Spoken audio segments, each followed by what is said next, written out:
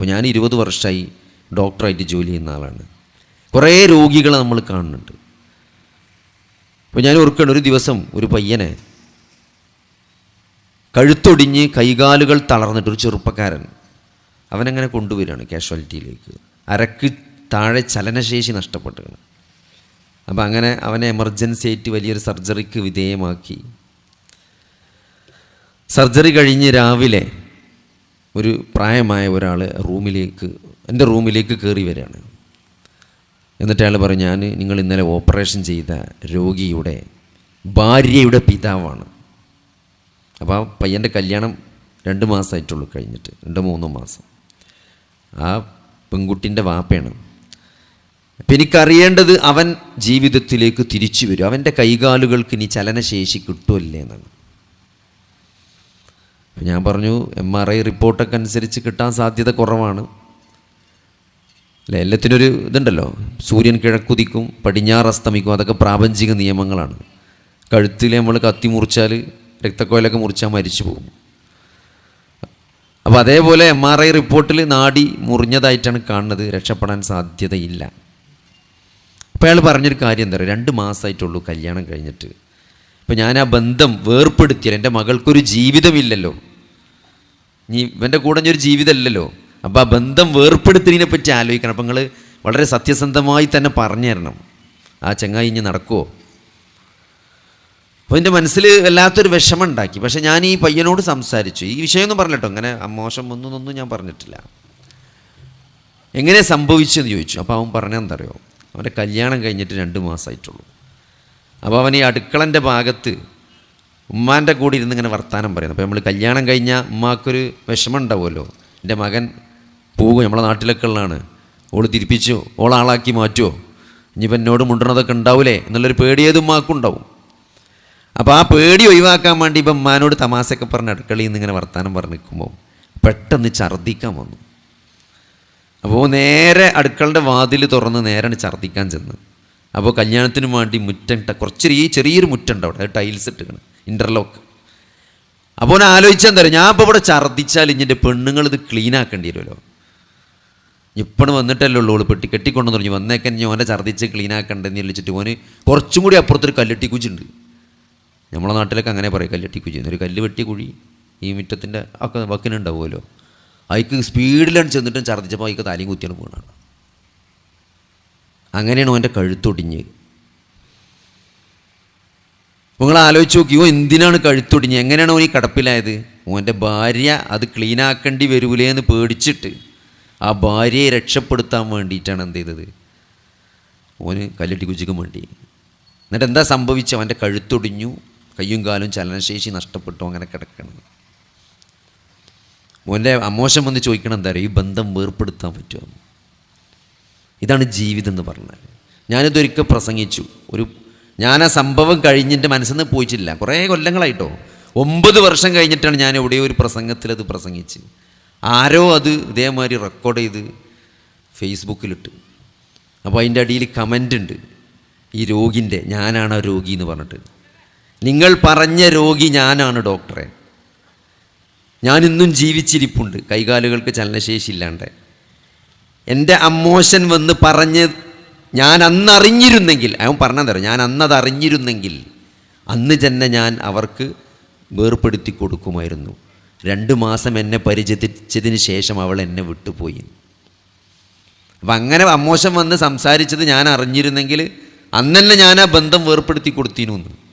പക്ഷെ 2 മാസം എന്നെ നോക്കിയിട്ടാണ് അവൾ പോയത്, അങ്ങനെ കഷ്ടപ്പെടേണ്ടില്ലേന്നു എന്നിൻ്റെ ആ പ്രസംഗം കണ്ട അതിൻ്റെ ഫേസ്ബുക്ക് പോസ്റ്റിൻ്റെ അടിയിൽ അവൻ കമൻ്റ് ഇട്ടിട്ടുണ്ട്, ആ രോഗി. ഇന്നും അയാൾ ജീവിച്ചിട്ട് പിടക്കന്നെ കാണാൻ വരലുണ്ട്. അപ്പോൾ ഞാൻ പറഞ്ഞ ഇതൊരു ജീവിതത്തിൻ്റെ വലിയ യാഥാർത്ഥ്യമാണ്. എന്താണ് ആ സഹോദരൻ എന്തിനു വേണ്ടിയാണ് ആ കല്ലുവെട്ടിക്കുഴിയിലേക്ക് ഓടി തലകുത്തി വീണത്? ആ ഭാര്യ, അവൻ്റെ ഭാര്യയെ രക്ഷപ്പെടുത്താനാണ്. പക്ഷേ ആ ഭാര്യ അവനെ വിട്ടുപോയി. അപ്പം ഇതാണ് നമ്മൾ ജീവിതത്തിൽ കുറേ പാഠങ്ങളുണ്ട് നമുക്ക്. നമ്മളെ അനുഭവമല്ല, നമുക്കും കുറേ അനുഭവങ്ങളുണ്ടാവും.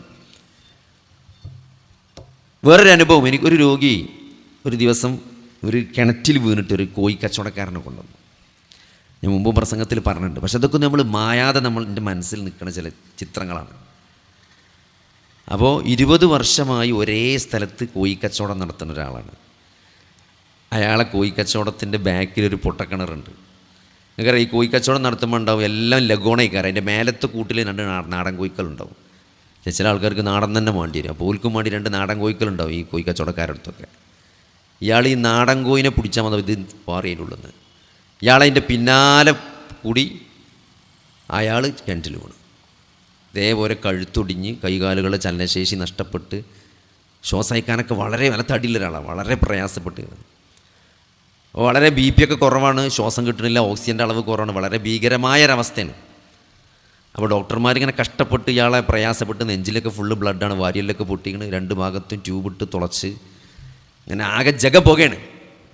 ഇത് കണ്ടപ്പോൾ ഇയാൾക്ക് ഇങ്ങനെ ഒരു ബേജാറ്. അപ്പോൾ അയാൾ എന്നോട് ചോദിച്ചെന്താ അറിയോ, അല്ല ഡോക്ടറെ ഇതൊക്കെ കൂടി കാണുമ്പോൾ പേടിയുണ്ട്, ഞാൻ മരിച്ചു എന്നൊക്കെ തോന്നുന്നത്. അയാളോട് പറയണം, ഞാൻ മരിച്ചു എന്നൊക്കെ തോന്നുന്നുണ്ട്, ഞാൻ ബാക്കിയാവില്ല എന്ന്. ഞാൻ വളരെ വൈകി കല്യാണം കഴിച്ചാണ്, എൻ്റെ കുട്ടിക്ക് ചെറിയ പ്രായമായിട്ടുള്ളൂ, മരിക്കണേന്ന് എനിക്ക് പേടിയൊന്നുമില്ല, എന്തായാലും ഒരു ദിവസം മരിക്കേണ്ടി വരും, കുട്ടീനൊന്ന് കാണിച്ചു തരച്ചു. അങ്ങനെ പറഞ്ഞ് ആ കുട്ടീനെ കൊണ്ടുവന്ന് അയാൾ കുട്ടീനെ കണ്ട് കുറച്ച് കഴിഞ്ഞാൽ അയാൾ മരിച്ചു. നിങ്ങൾ ആലോചിച്ച് നോക്കി, 20 കൊല്ലമായി ഒരേ സ്ഥലത്ത് കച്ചവടം നടത്തുന്ന ഒരാൾ, അയാൾ ബാക്കിലൊരു കിണറുണ്ട് എന്ന് അയാൾക്കറിയാം. രാവിലെയും വൈകുന്നേരവും അയാൾ അതിൻ്റെ മുന്നിൽ കൂടെ പെരിഞ്ഞി പോണയാളാണ്. അയാൾ ആ കിണറ്റിൽ വീണു. അപ്പോൾ ഈ ജീവിതം ആരുടെയോ നിയന്ത്രണത്തിലാണ്. അത്രയും നമുക്ക് ബോധമുണ്ടെങ്കിൽ നമുക്ക് നിയന്ത്രിക്കാൻ കഴിയുമെങ്കിൽ നമ്മളതിലൊരിക്കലും വീഴില്ല. അപ്പോൾ അതുകൊണ്ട് നമ്മൾ ഈ ജീവിതത്തിന് എന്തോ ഒരു ഉദ്ദേശമുണ്ട്. ഇപ്പോൾ ഒരു MBBS കിട്ടുക എന്ന് പറഞ്ഞാൽ നമുക്ക് അറിയാം, പണ്ടത്തെ കാലത്തൊക്കെ നമ്മളിതിങ്ങനെ പഠിച്ച് MBBS SSLC കഴിഞ്ഞ് പിന്നെ പ്രീ ഡിഗ്രി എൻട്രൻസ് കോച്ചിങ്, ഇപ്പോൾ ഇതൊരു വലിയ ബിസിനസ്സായി മാറിയല്ലോ. അങ്ങനെ ഊണും ഉറക്കമൊക്കെ ഇല്ലാതെ പഠിച്ച് പിന്നെ അത് കഴിഞ്ഞ് MBBS കിട്ടിയൊരു 5.5-4.5 കൊല്ലം പഠിച്ച് 1 കൊല്ലം ട്രെയിനിങ്ങും കഴിഞ്ഞ് ആ സർട്ടിഫിക്കറ്റ് വാങ്ങാൻ വേണ്ടി പോകുമ്പം ആക്സിഡൻ്റായി മരിക്കുക. നിങ്ങൾ ആലോചിച്ച് നോക്കി, ആ ഒരു സർട്ടിഫിക്കറ്റ് യൂണിവേഴ്സിറ്റിയിൽ നിന്ന് വാങ്ങാൻ വേണ്ടിയിട്ട് പോകുമ്പോൾ ആക്സിഡൻ്റായി മരിക്കുക. എന്താണ് ആ മയ്യത്ത് ഇങ്ങനെ കൊണ്ടുവന്ന് കിടത്തുമ്പോൾ ആ സർട്ടിഫിക്കറ്റിന് എന്ത് വിലയുള്ളത്? അപ്പോൾ എന്തായിരുന്നു ഈ ജീവിതത്തിൻ്റെ ഉദ്ദേശം? ആ ഒരു സർട്ടിഫിക്കറ്റ് ആയിരുന്നു. ആ സർട്ടിഫിക്കറ്റ് കിട്ടിയില്ലെങ്കിൽ ജീവിതം വിജയിച്ചിട്ടില്ല, അല്ലെങ്കിൽ അങ്ങനെ അതാണോ ജീവിതത്തിൻ്റെ വിജയമെന്നത്? അപ്പോൾ ഓരോ ജീവിതവും, ഇപ്പോൾ ഒരു ദിവസം കാഷ്വാലിറ്റിയിൽ 2 ഡെഡ് ബോഡിയാണ് കൊണ്ടുവന്നത്. 2 ഡെഡ് ബോഡി. ഒരു ഡെഡ് ബോഡി ആധാരോ ഒരു ആത്മഹത്യ ചെയ്ത പെൺകുട്ടി, കല്യാണം കഴിഞ്ഞിട്ട് 12 വർഷമായി, കുട്ടികളില്ലാത്തത് കൊണ്ട് ആത്മഹത്യ ചെയ്തു. അമ്മായിമ്മൻ്റെ കുത്തുവാക്കുകൾ, എല്ലാവരും ഇങ്ങനെ ചോദിക്കുക, എന്താ കുട്ടികളില്ലാത്തത്, എന്താ കുഴപ്പം?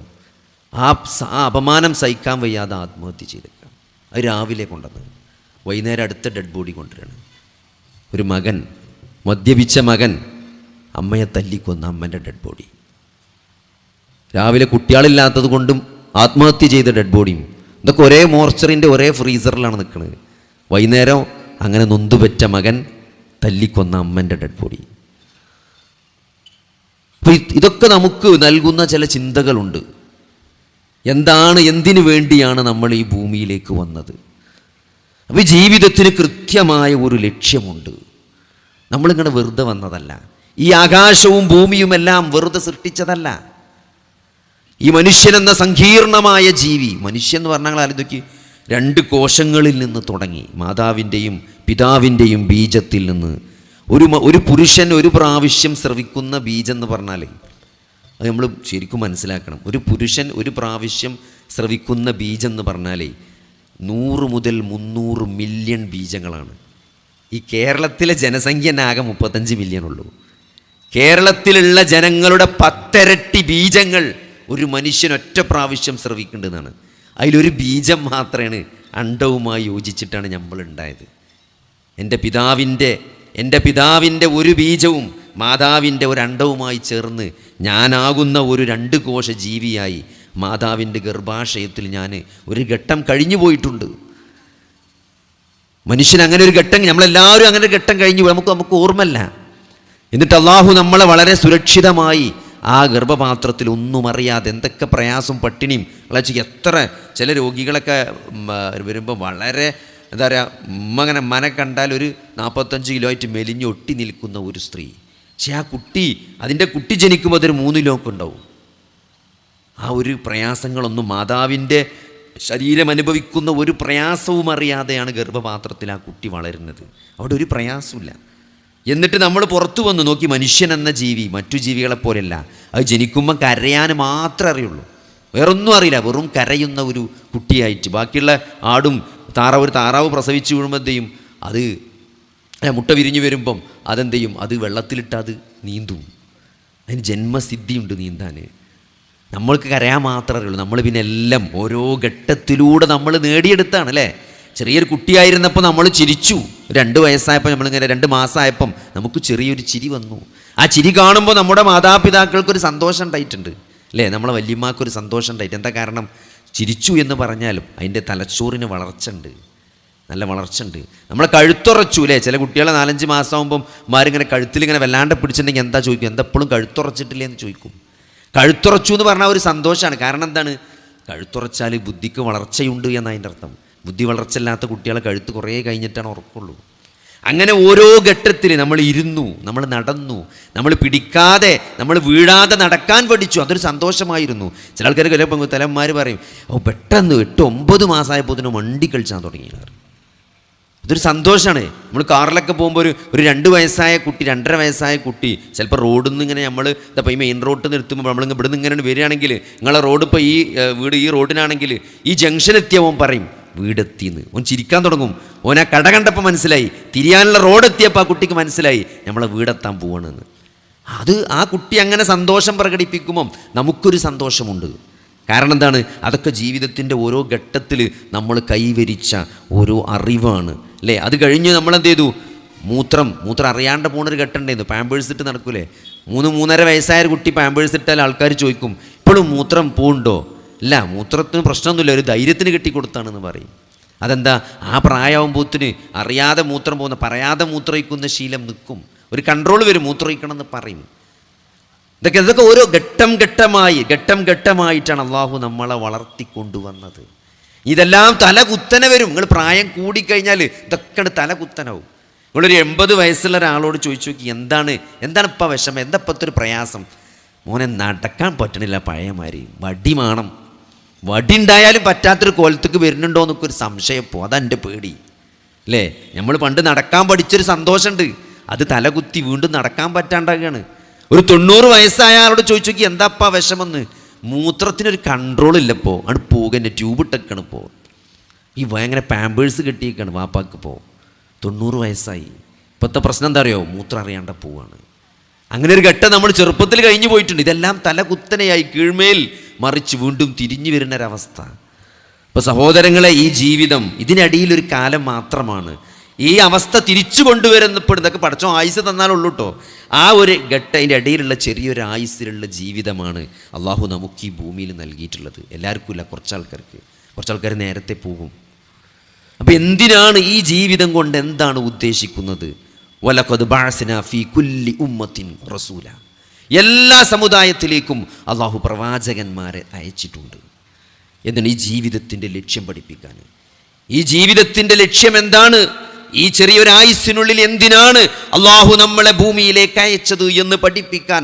അത് നമ്മളെ സൃഷ്ടിച്ച, നമ്മളെ പരിപാലിക്കുന്ന, നമുക്കെല്ലാം ചെയ്തു തന്ന നമ്മുടെ റബ്ബ്, ഞാൻ നേരത്തെ പറഞ്ഞ നമ്മളെ ഏറെ സ്നേഹിക്കുന്ന, മറ്റെന്തിനേക്കാളും ആരെക്കാളും നമ്മളെ സ്നേഹിക്കുന്ന നമ്മുടെ റബ്ബ് നമുക്ക് അറിയിച്ചു തന്നതാണ് എന്ത്? അനിഅ്ബുദുല്ലാഹ വജ്തനിബുത് താഗൂത. അള്ളാഹുവിനെ മാത്രം ആരാധിക്കാൻ വേണ്ടിയിട്ട്. അതാണ് ഈ ജീവിതത്തിൻ്റെ ലക്ഷ്യം. ആ ജീവിതത്തിൻ്റെ ലക്ഷ്യം നമ്മൾ ഒരിക്കലും മറക്കാൻ പാടില്ല. നമ്മൾ ഈ ഭൂമിയിലേക്ക് വന്നത് അതിനാണ്, അള്ളാഹുവിനെ ആരാധിക്കണം. അപ്പം ആരാണ് അള്ളാഹു? ആരെയാണ് ആരാധിക്കേണ്ടത് എന്ന് വിശുദ്ധ ഖുർആൻ നമ്മളെ പഠിപ്പിക്കുന്നിടത്ത് യാ അയ്യുഹന്നാസ് ഉഅ്ബുദൂ റബ്ബക്കും, നിങ്ങളുടെ റബ്ബിനെയാണ് നിങ്ങൾ ആരാധിക്കേണ്ടത് എന്നാണ്. ആ റബ്ബ് ആരാണ് എന്നാണ് ഞാൻ നിങ്ങളെ നേരത്തെ ചെറുതായിട്ട് പറഞ്ഞു തന്നത്. ഈ പ്രപഞ്ചത്തിനൊരു സൃഷ്ടാവുണ്ട്. ഈ പ്രപഞ്ചം വെറുതെ ഉണ്ടായതല്ല. ഇപ്പോൾ ചില ആളുകൾ നിരീശ്വരവാദമെന്ന് പുതിയ നമ്മൾ കേൾക്കാത്ത ഇതൊക്കെ സ്വന്തം ഉണ്ടായതാണോ, അല്ലെങ്കിൽ ഇതിനൊരു സൃഷ്ടാവുണ്ടോ, ഇങ്ങനെ റബ്ബുണ്ടോ എന്നൊക്കെ ചോദിച്ച് പരിഹസിക്കുന്ന ആളുകളുണ്ട്. അതൊക്കെ നമ്മൾ എന്തൊക്കെ അവരോട് പറഞ്ഞു കൊടുത്താലും അവർക്ക് മനസ്സിലത് ഒരു ബോധ്യപ്പെടില്ല. അവർ പിന്നെ ഇങ്ങനെ ന്യായങ്ങൾ പറഞ്ഞുകൊണ്ടിരിക്കും. അതുകൊണ്ടാണ് പടച്ചോൻ ഖുർആനിൽ ആകാശത്ത് മേലാപ്പിൽ നിന്ന് അള്ളാഹുവും മലക്കുകളും ഇറങ്ങി വരേണ്ടി വരും ഓലൊക്കെ വിശ്വസിക്കണമെങ്കിൽ. അല്ലിപ്പോൾ എന്ത് നമ്മൾ പറഞ്ഞാലും അതിന് നിഷേധിക്കാൻ സുഖമാണ്. ഈ പ്രപഞ്ചത്തിനൊരു സൃഷ്ടാവുണ്ട് എന്നത് സഹോദരങ്ങൾ, ഇത് വളരെ ചെറിയൊരു ബുദ്ധി കൊണ്ട് ആലോചിച്ചാൽ മനസ്സിലാകുന്ന കാര്യമാണ്. വലിയൊരു ബുദ്ധിയൊന്നും വേണ്ട അല്ലേ? ഈ പ്രപഞ്ചത്തിനൊരു സൃഷ്ടാവുണ്ട് എന്ന് മനസ്സിലാക്കാൻ. ഇത് വെറുതെ ഉണ്ടായത് ഈ ആകാശഭൂമി, ഇത് തെന്നാലുണ്ടായത്, ഇത് സ്വയം സൃഷ്ടിച്ചതാണോ? ഈ ഭൂമി തന്നെ ഭൂമിനെ ഉണ്ടാക്കുമല്ലോ. ഈ ഭൂമി അള്ളാഹു സൃഷ്ടിച്ചതാണ്. ഈ ഭൂമിക്കൊരു സൃഷ്ടികർത്താവുണ്ട്. ഈ ആകാശത്ത് എങ്ങനെയാണ് നിങ്ങൾ അല്ലാഹു കൈഫ തക്ഫുറൂന ബില്ലാ, സൂറത്തുൽ ബഖറയിൽ അല്ലാഹു ചോദിക്കുന്നുണ്ട്, കൈഫ തക്ഫുറൂന ബില്ലാ, നിങ്ങളെങ്ങനെയാണ് അള്ളാഹുവിനെ നിഷേധിക്കുക? വകുൻതും അംവാത, നിങ്ങൾ ജീവനില്ലാത്ത ഒരവസ്ഥയിലായിരുന്നു. ഈ ഒരു കോവിഡ് കഴിഞ്ഞു പോയില്ലേ? നമുക്ക് നമ്മളെ ശരീരത്തിൽ നടക്കുന്ന, നമ്മൾ വെറുതെ നമ്മൾ ശ്വാസം ഉള്ളിലേക്ക് എടുക്കണ്, പുറത്തേക്ക് വിടണ്, നമ്മൾ അറിയുന്നു പോലില്ല എത്ര പ്രാവശ്യം ശ്വാസം എടുക്കുന്നുണ്ട്, പുറത്ത് പോകുന്നുണ്ട്, എത്ര ഓക്സിജൻ, എത്ര ലിറ്റർ കണക്കിന് ഓക്സിജനാണ് നമ്മൾ ശ്വസിക്കുന്നത് എന്ന് ഇത്ര കാലം നമുക്ക് അറിവില്ലായിരുന്നു. പക്ഷേ കഴിഞ്ഞ കോവിഡ് വന്നപ്പോഴേ ഓക്സിജൻ്റെ ബില്ല് കണ്ടപ്പോഴാണ് ഓക്സിജൻ ഇത്ര വില ഉണ്ട് നമുക്ക് മനസ്സിലായത്. എൻ്റെ 2 സുഹൃത്തുക്കളാണ്, ഒരാൾക്ക് 35 ലക്ഷം, ഒരാൾക്ക് 28 ലക്ഷമാണ് കഴിഞ്ഞ കോവിഡിൽ ഹോസ്പിറ്റൽ ബില്ല് വന്നത്.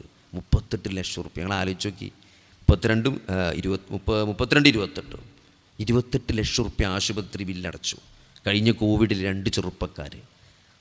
അള്ളാഹു അവർക്ക് ദീർഘായുസ്സും ആഫിയത്ത് നൽകുന്നുണ്ട്. അപ്പോൾ അവർ ജീവിച്ചിരിക്കുന്നുണ്ട്. ആ കോവിഡിനെ അതിജീവിച്ചവരാണവർ. അപ്പോൾ അന്ന് നമുക്ക് മനസ്സിലായി എന്താണ് ഓക്സിജൻ, എന്താണ് വെൻറ്റിലേറ്റർ. ചില ആളുകളൊക്കെ അന്ന് ജീവിതത്തിലെ മുഴുവൻ സമ്പാദ്യവും തരാം, ഒരു കുറ്റി സിലിണ്ടർ തരൂ എന്ന് ഫേസ്ബുക്കിലും ഇൻസ്റ്റഗ്രാമിലൊക്കെ എഴുതി ട്വീറ്റ് ചെയ്ത ആളുകളുണ്ട്. ഡൽഹിയിലൊക്കെ ഓക്സിജൻ സിലിണ്ടറിന് വേണ്ടി ക്യൂ നിന്ന ആളുകളുണ്ട്. അതൊക്കെ പോയി, അതൊക്കെ ഓർമ്മയായി മാറി സഹോദരങ്ങളെ. എന്നിട്ട് ഇപ്പോൾ പറയാണ് അള്ളാഹു ഉണ്ടോ എന്ന്. കൈഫ തക്ഫുറൂന ബില്ലാ, നിങ്ങളെങ്ങനെയാണ് അള്ളാഹുവിനെ നിഷേധിക്കുക? വകുൻതും അംവാതൻ, നിങ്ങൾ അംവാത്തായിരുന്ന, ജീവനില്ലാത്ത ഒരു ഘട്ടമുണ്ടായിരുന്നു. ഫഅഹ്യാക്കും, എന്നിട്ട് അവൻ നിങ്ങൾക്ക് ജീവൻ നൽകി അല്ലേ? നമ്മളെപ്പോഴാണ് ജീവൻ ഉണ്ട് എന്ന് പറയാം? നിങ്ങൾ ഒരു ഗർഭസ്ഥ ശിശു അത് സ്കാനിങ്ങിൽ കൊണ്ടുപോയിട്ട് ജീവനുള്ള കുട്ടി എന്ന് റിപ്പോർട്ടിൽ എഴുതണമെങ്കിൽ അതിന് മിടിക്കുന്ന ഒരു ഹൃദയം ആ ഡോക്ടർ അവിടെ കാണണം സ്കാൻ ചെയ്യുമ്പം. അപ്പോഴാണ് ജീവനുള്ള കുട്ടി എന്ന് എഴുതുള്ളൂ. അങ്ങനെ അവിടെ ജീവനില്ലാത്തൊരു ഘട്ടത്തിൽ നിന്ന് റൂഹ് കിട്ടി, മിടിക്കുന്ന ഒരു ഹൃദയം കിട്ടി, ജീവനുള്ള ഒരു കുട്ടിയായി, ജീവനുള്ളവനായി അള്ളാഹു നിങ്ങളെ മാറ്റി. എന്നിട്ട് ആ അല്ലാഹുവിനെ നിങ്ങൾ എങ്ങനെയാണ് നിഷേധിക്കുക? അള്ളാഹു നമുക്ക് ചെയ്തു തന്ന അനുഗ്രഹങ്ങളിലാണ്. ഒരു കിഡ്നി, ഒരു ഡയാലിസിസ് ചെയ്യുന്ന ആൾ ഒരു ദിവസം ഒരു ഉമ്മ പറഞ്ഞു, ഒരു മോനെ എന്നും ഉമ്മ ഡയാലിസിസിന് 1.5 അമ്മയാണ് കൊണ്ടുവരിക. അപ്പോൾ മോൻ്റെ എല്ലിന് ചെറിയൊരു പൊട്ടുണ്ട്, ഒരു പൊട്ട്. അപ്പോൾ നടക്കാൻ പറ്റണില്ല. ഈ ഡയാലിസിസ് ചെയ്തു 12 വർഷം ഡയാലിസിസ് ചെയ്തു എന്നാണ്. അപ്പോൾ അതുകൊണ്ട് അതിൻ്റെ ഡയാലിസിസുമായി ബന്ധപ്പെട്ട ചില കോംപ്ലിക്കേഷൻസ് ഉണ്ട്. അതുമായി എല്ലിന് ചില അസുഖങ്ങളൊക്കെ വരും. അങ്ങനെ എല്ല് ബലം കുറഞ്ഞ് പൊട്ടിയതാണ്. അപ്പം നടക്കാൻ പറ്റണില്ല. അപ്പം അമ്മ വന്നിട്ട് കരഞ്ഞിട്ട് പറയണ്, എങ്ങനെങ്കിലും ഒന്ന് നടത്തി തരണം ഓപ്പറേഷൻ ചെയ്തിട്ട്. സാധാരണ നമ്മൾ 10-12 കൊല്ലമൊക്കെ ആയിട്ട് രോഗിയായ കിടപ്പിലായ ഒരാൾ അധികം ഡോക്ടറെ പുറത്ത് കുറേ കാലമായി അസുഖമായിട്ട് ഇനിയിപ്പോൾ ഒന്നും ചെയ്യേണ്ടെന്നാണ് പൊതുവേ പറയാം. ഇത് അമ്മ പറയാം, എങ്ങനെങ്കിലും എൻ്റെ മകനൊന്ന് നടത്തി തരണം. അപ്പോൾ അമ്മ പറഞ്ഞാൽ എന്താ പറയുക, 1.5 ഡയാലിസിസിന് കൊണ്ടുപോകാൻ ആരുമില്ല, ഞാനാ കൊണ്ടുപോകല്. ഒരു വണ്ടി ഓട്ടോറിക്ഷ ഏൽപ്പിച്ചേക്കാണ്, വലിയ തടിയുണ്ട്, ഞങ്ങൾ 2 ആളും കൂടി ഓനെ പൊന്തിച്ചാൽ പൊന്തൂല, അതുകൊണ്ട് കൊണ്ടുപോകാൻ വയ്ക്കണില്ല, അതുകൊണ്ട് നടത്തി തരണം. നിങ്ങൾ ആലോചിച്ച് നോക്കി, ഒരു കിഡ്നി എന്ന് പറയുമ്പോൾ ഒരു നാടൻ മാങ്ങൻ്റെ വലിപ്പമുള്ളൂ, ചെറിയ ഒരു കിഡ്നി. ആ കിഡ്നി ചെയ്യണ പ്രവർത്തനമാണ് മനുഷ്യനുണ്ടാക്കിയ വലിയ ഫ്രിഡ്ജിൻ്റെ അത്ര വലിപ്പമല്ല ആ ഡയാലിസിസ് മെഷീൻ ചെയ്യണത്. അതും 1.5 പോണം, 4 മണിക്കൂർ അയിമ കിടത്തണം, 1/2 മണിക്കൂർ കയറ്റാൻ 1/2 മണിക്കൂർ ഇറക്കാൻ, ഒരു ദിവസത്തെ മെനക്കെടാണ് മൊത്തം. എന്നാലോ ആ കിഡ്നിയുടെ പ്രവർത്തനം പൂർണ്ണമായിട്ടിട്ട് നടക്കണുണ്ടോ? അതുമില്ല. കുറേ വേറെ ഇഞ്ചക്ഷൻസും വേറെ അസുഖങ്ങളൊക്കെ ഉണ്ട്. വെറും ഒരു ശുദ്ധീകരണം മാത്രമേ നടക്കണുള്ളൂ. കിഡ്നിക്ക് വേറെ എന്തെല്ലാം പ്രവർത്തനങ്ങളുണ്ട്, അതൊന്നും ഈ മെഷീന് ചെയ്യാൻ കഴിയില്ല. എന്നിട്ടാണ് ഈ പ്രപഞ്ച സൃഷ്ടാവിനെ കൈഫ തക്ഫുറൂന ബില്ലാ, നിങ്ങൾ എങ്ങനെയാണ് അള്ളാഹുവിനെ നിഷേധിക്കാന്ന്? ഈ കിഡ്നി വെച്ചുകൊണ്ട് റഹ്മാനും റഹീമുമായ ഒരല്ലാഹുവിനെ നിങ്ങൾക്ക് നിഷേധിക്കാൻ സാധ്യമല്ല. ആ നിഷേധിക്കുന്ന ആളുകളുടെ വീട്ടിൽ മഴ പെയ്യുന്നത്, അവരുടെ കിണറ്റിൽ വെള്ളമുള്ളത്, അവർക്ക് അന്തരീക്ഷത്തിൽ നിന്ന് ഓക്സിജൻ ശ്വസിക്കാൻ സാധിക്കുന്നത് അല്ലാഹുവിൻ്റെ കാരുണ്യം കൊണ്ടാണ്. അതാണ് റഹ്മാൻ റഹീം എന്ന് പറയുന്നത്. അത്രയും കാരുണ്യവാനാണ് അല്ലാഹു. നോക്കി, നമ്മളെ വീട്ടിൽ പണിക്ക് വെച്ച ആൾ നമ്മളെ തെറി വിളിച്ചാൽ, നമ്മളെ എന്തെങ്കിലും മോശമായി പറഞ്ഞാൽ നമ്മളവനെ പറഞ്ഞു വിടും. നമുക്ക് അത്ര കാരുണ്യമൊന്നും ആൾക്കാരോടില്ല. അതിനേക്കാൾ കാരുണ്യവാനാണ് അല്ലാഹു സുബ്ഹാനഹു വ തആല. ആ കാരുണ്യവാനായ റബ്ബിനെ എങ്ങനെയാണ് നിങ്ങൾക്ക് നിഷേധിക്കാൻ സാധിക്കുക? അതുകൊണ്ട് സഹോദരങ്ങളെ, നമ്മൾ കൃത്യമായിട്ട് മനസ്സിലാക്കണം, ഈ കോവിഡിന് ശേഷം നമ്മളിവിടെ ബാക്കിയായി. എൻ്റെ 2 സുഹൃത്തുക്കൾ 10ാം ക്ലാസ്സിൽ എൻ്റെ കൂടെ പഠിച്ച 2 ആളുകൾ കഴിഞ്ഞ കോവിഡിൽ മരിച്ചുപോയി. നമ്മൾ കുറേ ആളുകൾ സഹോദരങ്ങളെ ഈ കോവിഡിന് ശേഷം ഇവിടെ ബാക്കിയായി. അതുകൊണ്ട് ഈ ജീവിതത്തിന് എന്തോ ഒരു അർത്ഥമുണ്ട്. അവർ പോയി, നമ്മൾ ബാക്കിയായി. എന്തുകൊണ്ടാണ് നമ്മൾ ബാക്കിയായത്? നമ്മൾ എന്തെങ്കിലും കൂടുതൽ നന്മ ചെയ്തത് കൊണ്ടാണോ സഹോദരങ്ങളെ? അല്ല. നമ്മൾ എന്തെങ്കിലും കൂടുതൽ അവർ പോയത് അവർ എന്തെങ്കിലും തെറ്റ് ചെയ്തത് കൊണ്ടാണോ? അല്ല. അതാണ് ഈ ജീവിതം എന്നതൊരു പരീക്ഷണമാണ് എന്ന് നമ്മൾ കൃത്യമായിട്ട് മനസ്സിലാക്കുക. നമ്മളെ ഓരോ പ്രവർത്തനവും അത് രേഖപ്പെടുത്തപ്പെടുന്നുണ്ട്. അതിന് പ്രതിഫലമുണ്ട്, അല്ലെങ്കിൽ ശിക്ഷയുണ്ട്. അതുകൊണ്ട് നമ്മൾ വളരെ സൂക്ഷിച്ച് ജീവിക്കണം. അപ്പോൾ കഴിഞ്ഞ ദിവസം കാഷ്വാലിറ്റിയിൽ ഒരാളെ കൊണ്ടുവന്നു, ഒരു കുട്ടീനെ കൊണ്ടുവന്നു. നിങ്ങൾ ആലോചിക്കുക, എന്താ പറയുക, റീൽസ് ഉണ്ടാക്കിയതാണ്. തൂങ്ങി മരിച്ചിന് റീൽസ് ഉണ്ടാക്കിയതാണോ? അത് ഷൂട്ട് ചെയ്യാൻ തൂങ്ങി മരിച്ചത് ഓൻ തന്നെ ഷൂട്ട് ചെയ്ത് റീൽസ് ഉണ്ടാക്കി. ഈ തൂങ്ങി ചാടുമ്പോൾ പിന്നെ പിടിച്ചാൻ ആളുണ്ടാവില്ല എന്ന് ചങ്ങായി പടൂനറിയില്ല. എന്നിട്ട് തൂങ്ങിക്കിടക്കുന്ന എല്ലാവരും കൂടി പിടിച്ച് ഇപ്പോൾ തലച്ചോറിൻ്റെ പ്രവർത്തനം അങ്ങനെ മെല്ലെ റെഡിയായി വരുന്നുകൊണ്ടിരിക്കുകയാണ്. വെന്റിലേറ്ററിൽ നിന്ന് മാറ്റിപ്പോൾ നിങ്ങൾ ആലോചിച്ച് നോക്കി. ഇതാണ് ലോകമെന്ന് പറയുന്നത്. അതുകൊണ്ട് നമ്മൾ ഈ ജീവിതത്തിനൊരു കൃത്യമായ ലക്ഷ്യമുണ്ട് എന്ന് കൃത്യമായിട്ട് നമ്മൾ മനസ്സിലാക്കി. അതുകൊണ്ട് ഈ ജീവിതം എപ്പോൾ എവിടെ എങ്ങനെ ഏത് നിമിഷവും ഇത് അവസാനിക്കുക. ഞാൻ ഈ പറഞ്ഞ സംഭവങ്ങളൊക്കെ നിങ്ങളെ മനസ്സിൽ തട്ടി നിൽക്കാൻ വേണ്ടി പറഞ്ഞു. എൻ്റെ ജീവിതത്തിൽ മായാത്ത കുറേ ചിത്രങ്ങളുണ്ട്, ഇനി കുറേ പറയാനുണ്ട് ഇവിടെ. അപ്പോൾ നമ്മളെ ക്ലാസ് പൂർണ്ണമാവില്ല. 2-3 സംഭവങ്ങൾ ഇവിടെ പറഞ്ഞതെന്താ വെച്ചാൽ, ഈ ജീവിതം എന്നത് എപ്പോഴാണ് ഇതിൻ്റെ ടേണിംഗ് പോയിന്റ് വരിക എന്ന് ഒരിക്കലും പറയാൻ പറ്റില്ല.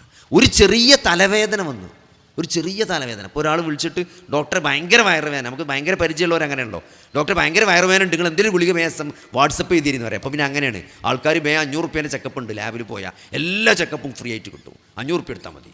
എന്നിട്ട് അതൊക്കെ ചെയ്തിട്ട് അങ്ങനെ ഫോട്ടോ എടുത്തിട്ട് വാട്സപ്പ് ഇടും. ഡോക്ടറെ ഒരു ടെസ്റ്റ് റിപ്പോർട്ടൊക്കെ കൊണ്ട് നോക്കി പറഞ്ഞു തരിട്ടോ. എന്നിട്ട് നമ്മളിതിങ്ങനെ ഫോണിൽ സൂം ചെയ്ത് ഓൻ്റെ 500 രൂപേൻ്റെ റിപ്പോർട്ട് നോക്കിയിട്ട് നമ്മൾ പറഞ്ഞു കൊടുക്കണം. അങ്ങനെ കുറേ റിപ്പോർട്ട് വരലുണ്ട്. അതല്ലാതെ ഒരാൾ വളരെ സീരിയസ് ആയിട്ട് നോക്കി ഭയങ്കര വയറുവേദന ഉണ്ടെങ്കിൽ ഞാൻ തൽക്കാലം ഡോക്ടറെ കാണിക്കാൻ പറ്റാത്തൊരവസ്ഥയിലാണ്, ഒരു ഗുളിക SMS ചെയ്തിരുന്നത്. അപ്പോൾ ഗുളിക മെസ്സേജ് അയച്ചു കൊടുത്തു. പിറ്റേന്ന് മൂപ്പര് വിളിക്കുന്നുണ്ട്, നോക്കി ഗുളികക്ക് ഒരു സുഖമില്ല, വയറുവേദന നല്ല വേദനയാണ്, ഇപ്പോഴും ഒരു കുറവില്ല, എന്താ ഒരു സ്കാൻ ചെയ്ത് നോക്കില്ലേ എന്ന് പറഞ്ഞു. ഒരു സ്കാൻ ചെയ്ത് നോക്കല്ലേ? ഞാൻ സ്കാൻ ചെയ്ത് നോക്കുകയാണ്. സ്കാൻ ചെയ്ത് നോക്കുമ്പോൾ എന്താണ്, ലിവറിൽ മുഴ കാണുന്നത്. ലിവറിൽ എന്തോ ഒരു തടിപ്പുണ്ട് എന്ന് സ്കാൻ ചെയ്ത ഡോക്ടർ പറഞ്ഞു. ബാക്കി നിങ്ങളെ ഡോക്ടർ പറഞ്ഞിരുന്ന പറഞ്ഞു. മൂപ്പർക്ക് പറയാൻ പേടി, ചെറിയൊരു തടിപ്പ് എന്നാ പറയാം. നിങ്ങളെ ലിവറിൽ ചെറിയൊരു തടിപ്പുണ്ട്, അത് സ്കാനിങ്ങൾ ചെയ്യാൻ പറഞ്ഞ ഡോക്ടർക്ക് ഒന്ന് കാണിച്ചു കൊടുത്താലേ മൂപ്പര് പറഞ്ഞായിരുന്നു. അപ്പോൾ ഞാൻ വിളിച്ചപ്പോൾ ഫോൺ എടുത്തില്ല. മൂപ്പരെന്നെ ഗൂഗിളിലൊക്കെ കണ്ടുപിടിച്ചിക്കണ്. 6 മാസം ജീവിക്കുള്ളൂ എന്നാണ് ഗൂഗിൾ പറയുന്നത്. നിങ്ങൾ ആലോചിച്ച് നോക്കി, ഒരു വയറുവേദന വന്ന് സ്കാൻ ചെയ്ത് റിപ്പോർട്ട് കിട്ടിയപ്പോൾ തീരുമാനമായി 6 മാസം ഉള്ളൂ എന്ന്. ഇത് ആ സഹോദരൻ്റെ ഇതൊക്കെ നമുക്കും വരും, നാളെ നമുക്ക് വരും വയറുവേദന. ഇന്ന് ഈ നേരം വെളുത്ത് ഞാൻ ഈ പ്രസംഗിക്കുന്ന സമയമാകുമ്പോൾ ഈ ലോകത്തിൻ്റെ വ്യത്യസ്ത കോണുകളിൽ എത്രയോ ലക്ഷക്കണക്കിന് ആളുകൾ ഒരു ഭാഗം തളർന്നു പോയി, സംസാരശേഷി നഷ്ടപ്പെട്ടിരിക്കുകയാണ്. നേരം വെളുത്തപ്പോൾ ഒരുക്കൊക്കെ ഉണ്ടായിരുന്നു. ഇപ്പോൾ ഈ നേരമായപ്പോത്തിന് ലോകത്തിൻ്റെ മൊത്തം സ്ഥലങ്ങൾ മൊത്തം എടുത്ത് പരിശോധിച്ച ലക്ഷക്കണക്കിന് ആളുകൾക്ക് സ്ട്രോക്ക് സംഭവിക്കുന്നുണ്ട് ഒരു ദിവസം. എത്രയോ ആളുകൾക്ക് ഇന്ന് ബയോപ്സി കുത്തിയെടുത്ത റിപ്പോർട്ട് കയ്യിൽ കിട്ടി ക്യാൻസറാണെന്ന് പറഞ്ഞ് നിൽക്കുകയാണ്. ഇതൊന്നും നമുക്ക് വന്നിട്ടില്ല. അപ്പോൾ ഏത് നിമിഷവും നമുക്ക് ഈ ഒരു നമ്മളെ റിപ്പോർട്ട് നമ്മളെ കയ്യിൽ കിട്ടും. നമുക്കും ഒരു പ്രതിസന്ധി നമ്മളെ ജീവിതത്തിൽ നമ്മളെ മുമ്പിൽ വരും. ആ പ്രതിസന്ധി വരാൻ നിൽക്കേണ്ടതില്ല സഹോദരങ്ങളെ.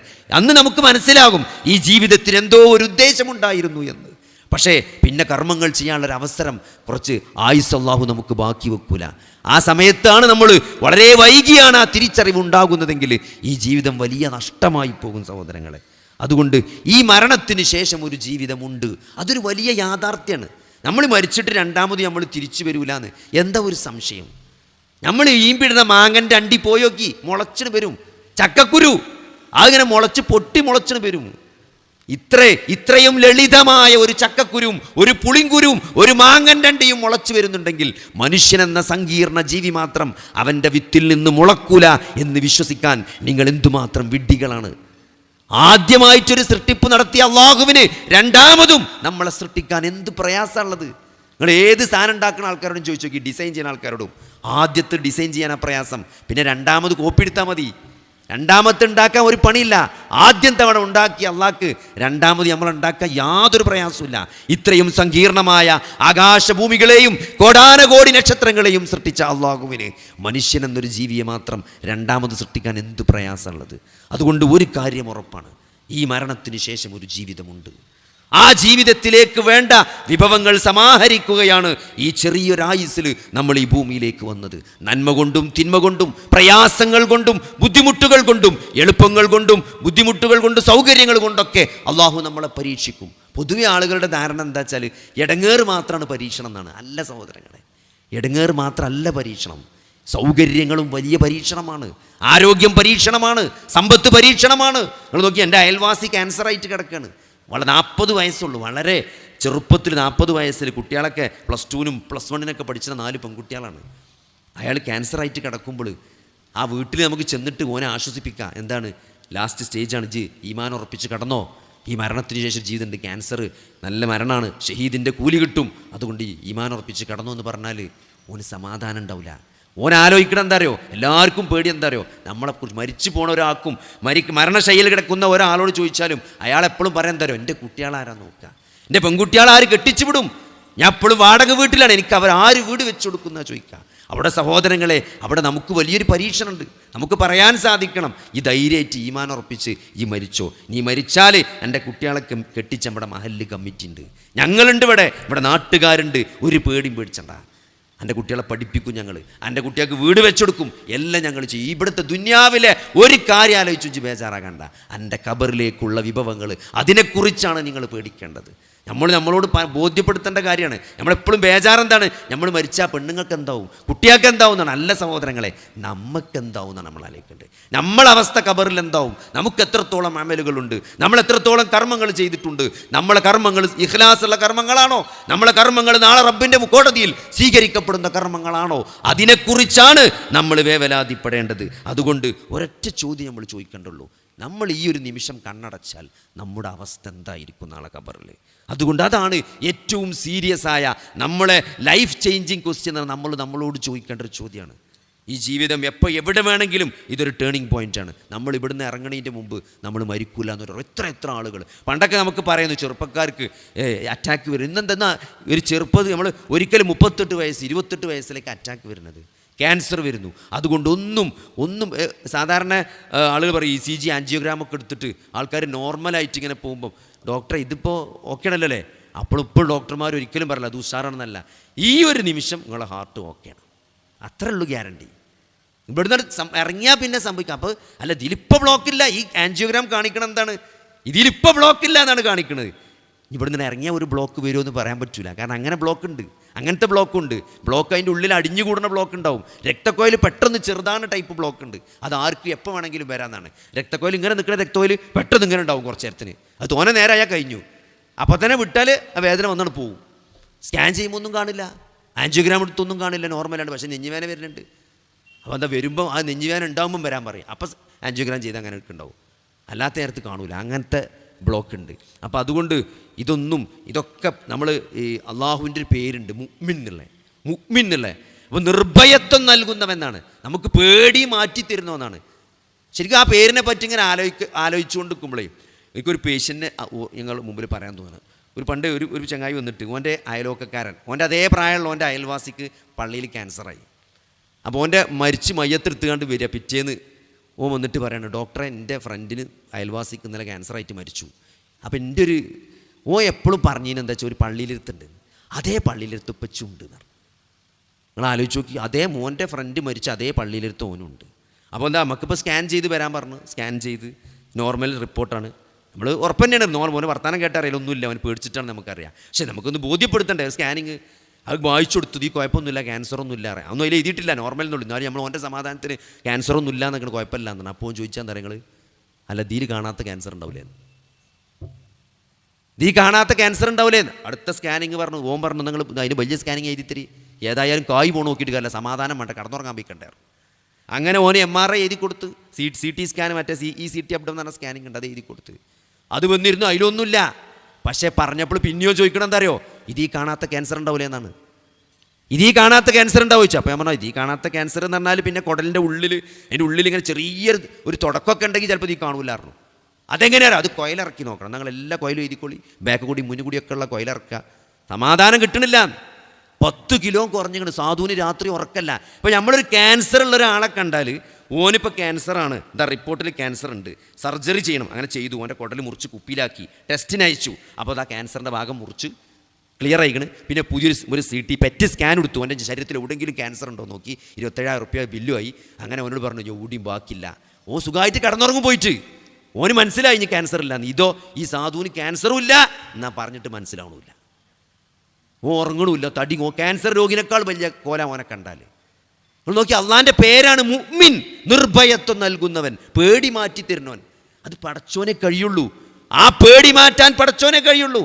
അങ്ങനെ ഒരു ക്യാൻസർ ഉണ്ട് എന്ന സഹോദരങ്ങളെ, അതുണ്ടെങ്കിൽ മാറണമെന്ന് അല്ലാത്തൊരാളോട് സഹായം ചോദിച്ചാൽ, ഏതെങ്കിലും ജാറത്തിൽ പോയാൽ, ഏതെങ്കിലും ദർഗയിൽ പോയിട്ട് അവിടുത്തെ മന്ത്രിച്ച നൂലോ നെയ്യോ തടവിയാൽ, പള്ളമ്മ തടവിയാൽ, വെള്ളം കുടിച്ച് മന്ത്രിച്ചാൽ, അവിടുത്തെ വെള്ളം കൊണ്ട് നൂലുകൊണ്ട് എൻ്റെ ശരീരത്തിൽ ബാധിച്ച ക്യാൻസർ പോകുമെന്ന് വിശ്വസിക്കുന്ന ആളുകളുണ്ട് ഇവിടെ. ആ പേടി മാറ്റാൻ പടച്ചോന് കഴിയുള്ളൂ. അതാണ് ഈമാൻ, അതാണ് തൗഹീദ്. അത് പറയാനാണ് 1,00,000-ൽ പരം അമ്പിയാക്കന്മാർ ഭൂമിയിലേക്ക് വന്നത്. അതാണ് ഏകദൈവ വിശ്വാസം. നമ്മളെ ജീവിതത്തിൽ ബാധിച്ച ഏതെങ്കിലും പ്രയാസം അത് മാറ്റിത്തരാൻ അത് അല്ലാഹുവിന് മാത്രമേ കഴിയുള്ളൂ. നമ്മളെ ബാധിച്ച ഏതെങ്കിലും തിന്മകൾ നീക്കിത്തരാൻ അത് അല്ലാഹുവിന് മാത്രമേ കഴിയൂ എന്നുള്ള വിശ്വാസം. അതല്ലാതെ അല്ലാഹു അല്ലാത്ത ഒരു ശക്തിക്ക്, അത് മനുഷ്യനാകട്ടെ, മലക്കാകട്ടെ, ജിന്നാകട്ടെ, ജീവിച്ചവരാകട്ടെ, മരിച്ചവരാകട്ടെ, ഒരാൾക്കും തന്നെ സാധ്യമല്ല. അതാണ് തൗഹീദ്, അതാണ് വിശ്വാസം, അതാണ് ഇസ്ലാം. അത് പഠിപ്പിക്കാനാണ് അമ്പിയാക്കന്മാർ വന്നത്. 1,00,000 ചില്ലാനം അമ്പിയാക്കന്മാർ ഭൂമിയിലേക്ക് വന്നത്. വേദഗ്രന്ഥങ്ങൾ ഇറങ്ങിയതൊക്കെ എന്തിനാണ്? ലാ ഇലാഹ ഇല്ലല്ലാഹ് എന്ന് പറയാനാണ്. എന്താണ്? ഈ ആകാശം ഉണ്ടാക്കിയത് പടച്ചോനാണെന്ന് പറയാനല്ല, ഈ ഭൂമി ഉണ്ടാക്കിയത് പടച്ചോനാണ് എന്ന് പറയാനല്ല. അതൊക്കെ ജനങ്ങൾക്ക് നേരത്തെ അറിയാമായിരുന്നു, റബ്ബ് അല്ലാഹുവാണ് എന്ന്. അതൊക്കെ നേരത്തെ പ്രവാചകന്മാർ പഠിപ്പിച്ചതാണ്. പക്ഷേ പ്രശ്നം എവിടെയാണ്? തൻ്റെ ജീവിതത്തിൽ ബാധിച്ച ഒരു കെടുതി, ഒരു പ്രയാസം അത് നീക്കിത്തരുവാൻ, തൻ്റെ ജീവിതത്തിലേക്ക് എന്തെങ്കിലും ഒരു നന്മ കൊണ്ടുവരാൻ അല്ലാഹു അല്ലാത്ത ഒരു ശക്തിക്ക് സാധിക്കുമെന്ന് വിശ്വസിക്കുന്നുണ്ടെങ്കിൽ, അതാരെങ്കിലും ആകട്ടെ, ജനിച്ച ഏതെങ്കിലും മഹാന്മാർക്ക് അങ്ങനെ കഴിയോ? ഇല്ല സഹോദരങ്ങളെ. എല്ലാം കാണുന്നവൻ അതാണ് അല്ലാഹു. ഏകദൈവ വിശ്വാസം എന്ന് പറഞ്ഞതാണ് അല്ലാഹുവിൻ്റെ നാമഗുണവിശേഷണങ്ങൾ. അല്ലാഹു സമീർ ആണ് എന്ന് പറയുമ്പം അല്ലാഹു എല്ലാം കേൾക്കും.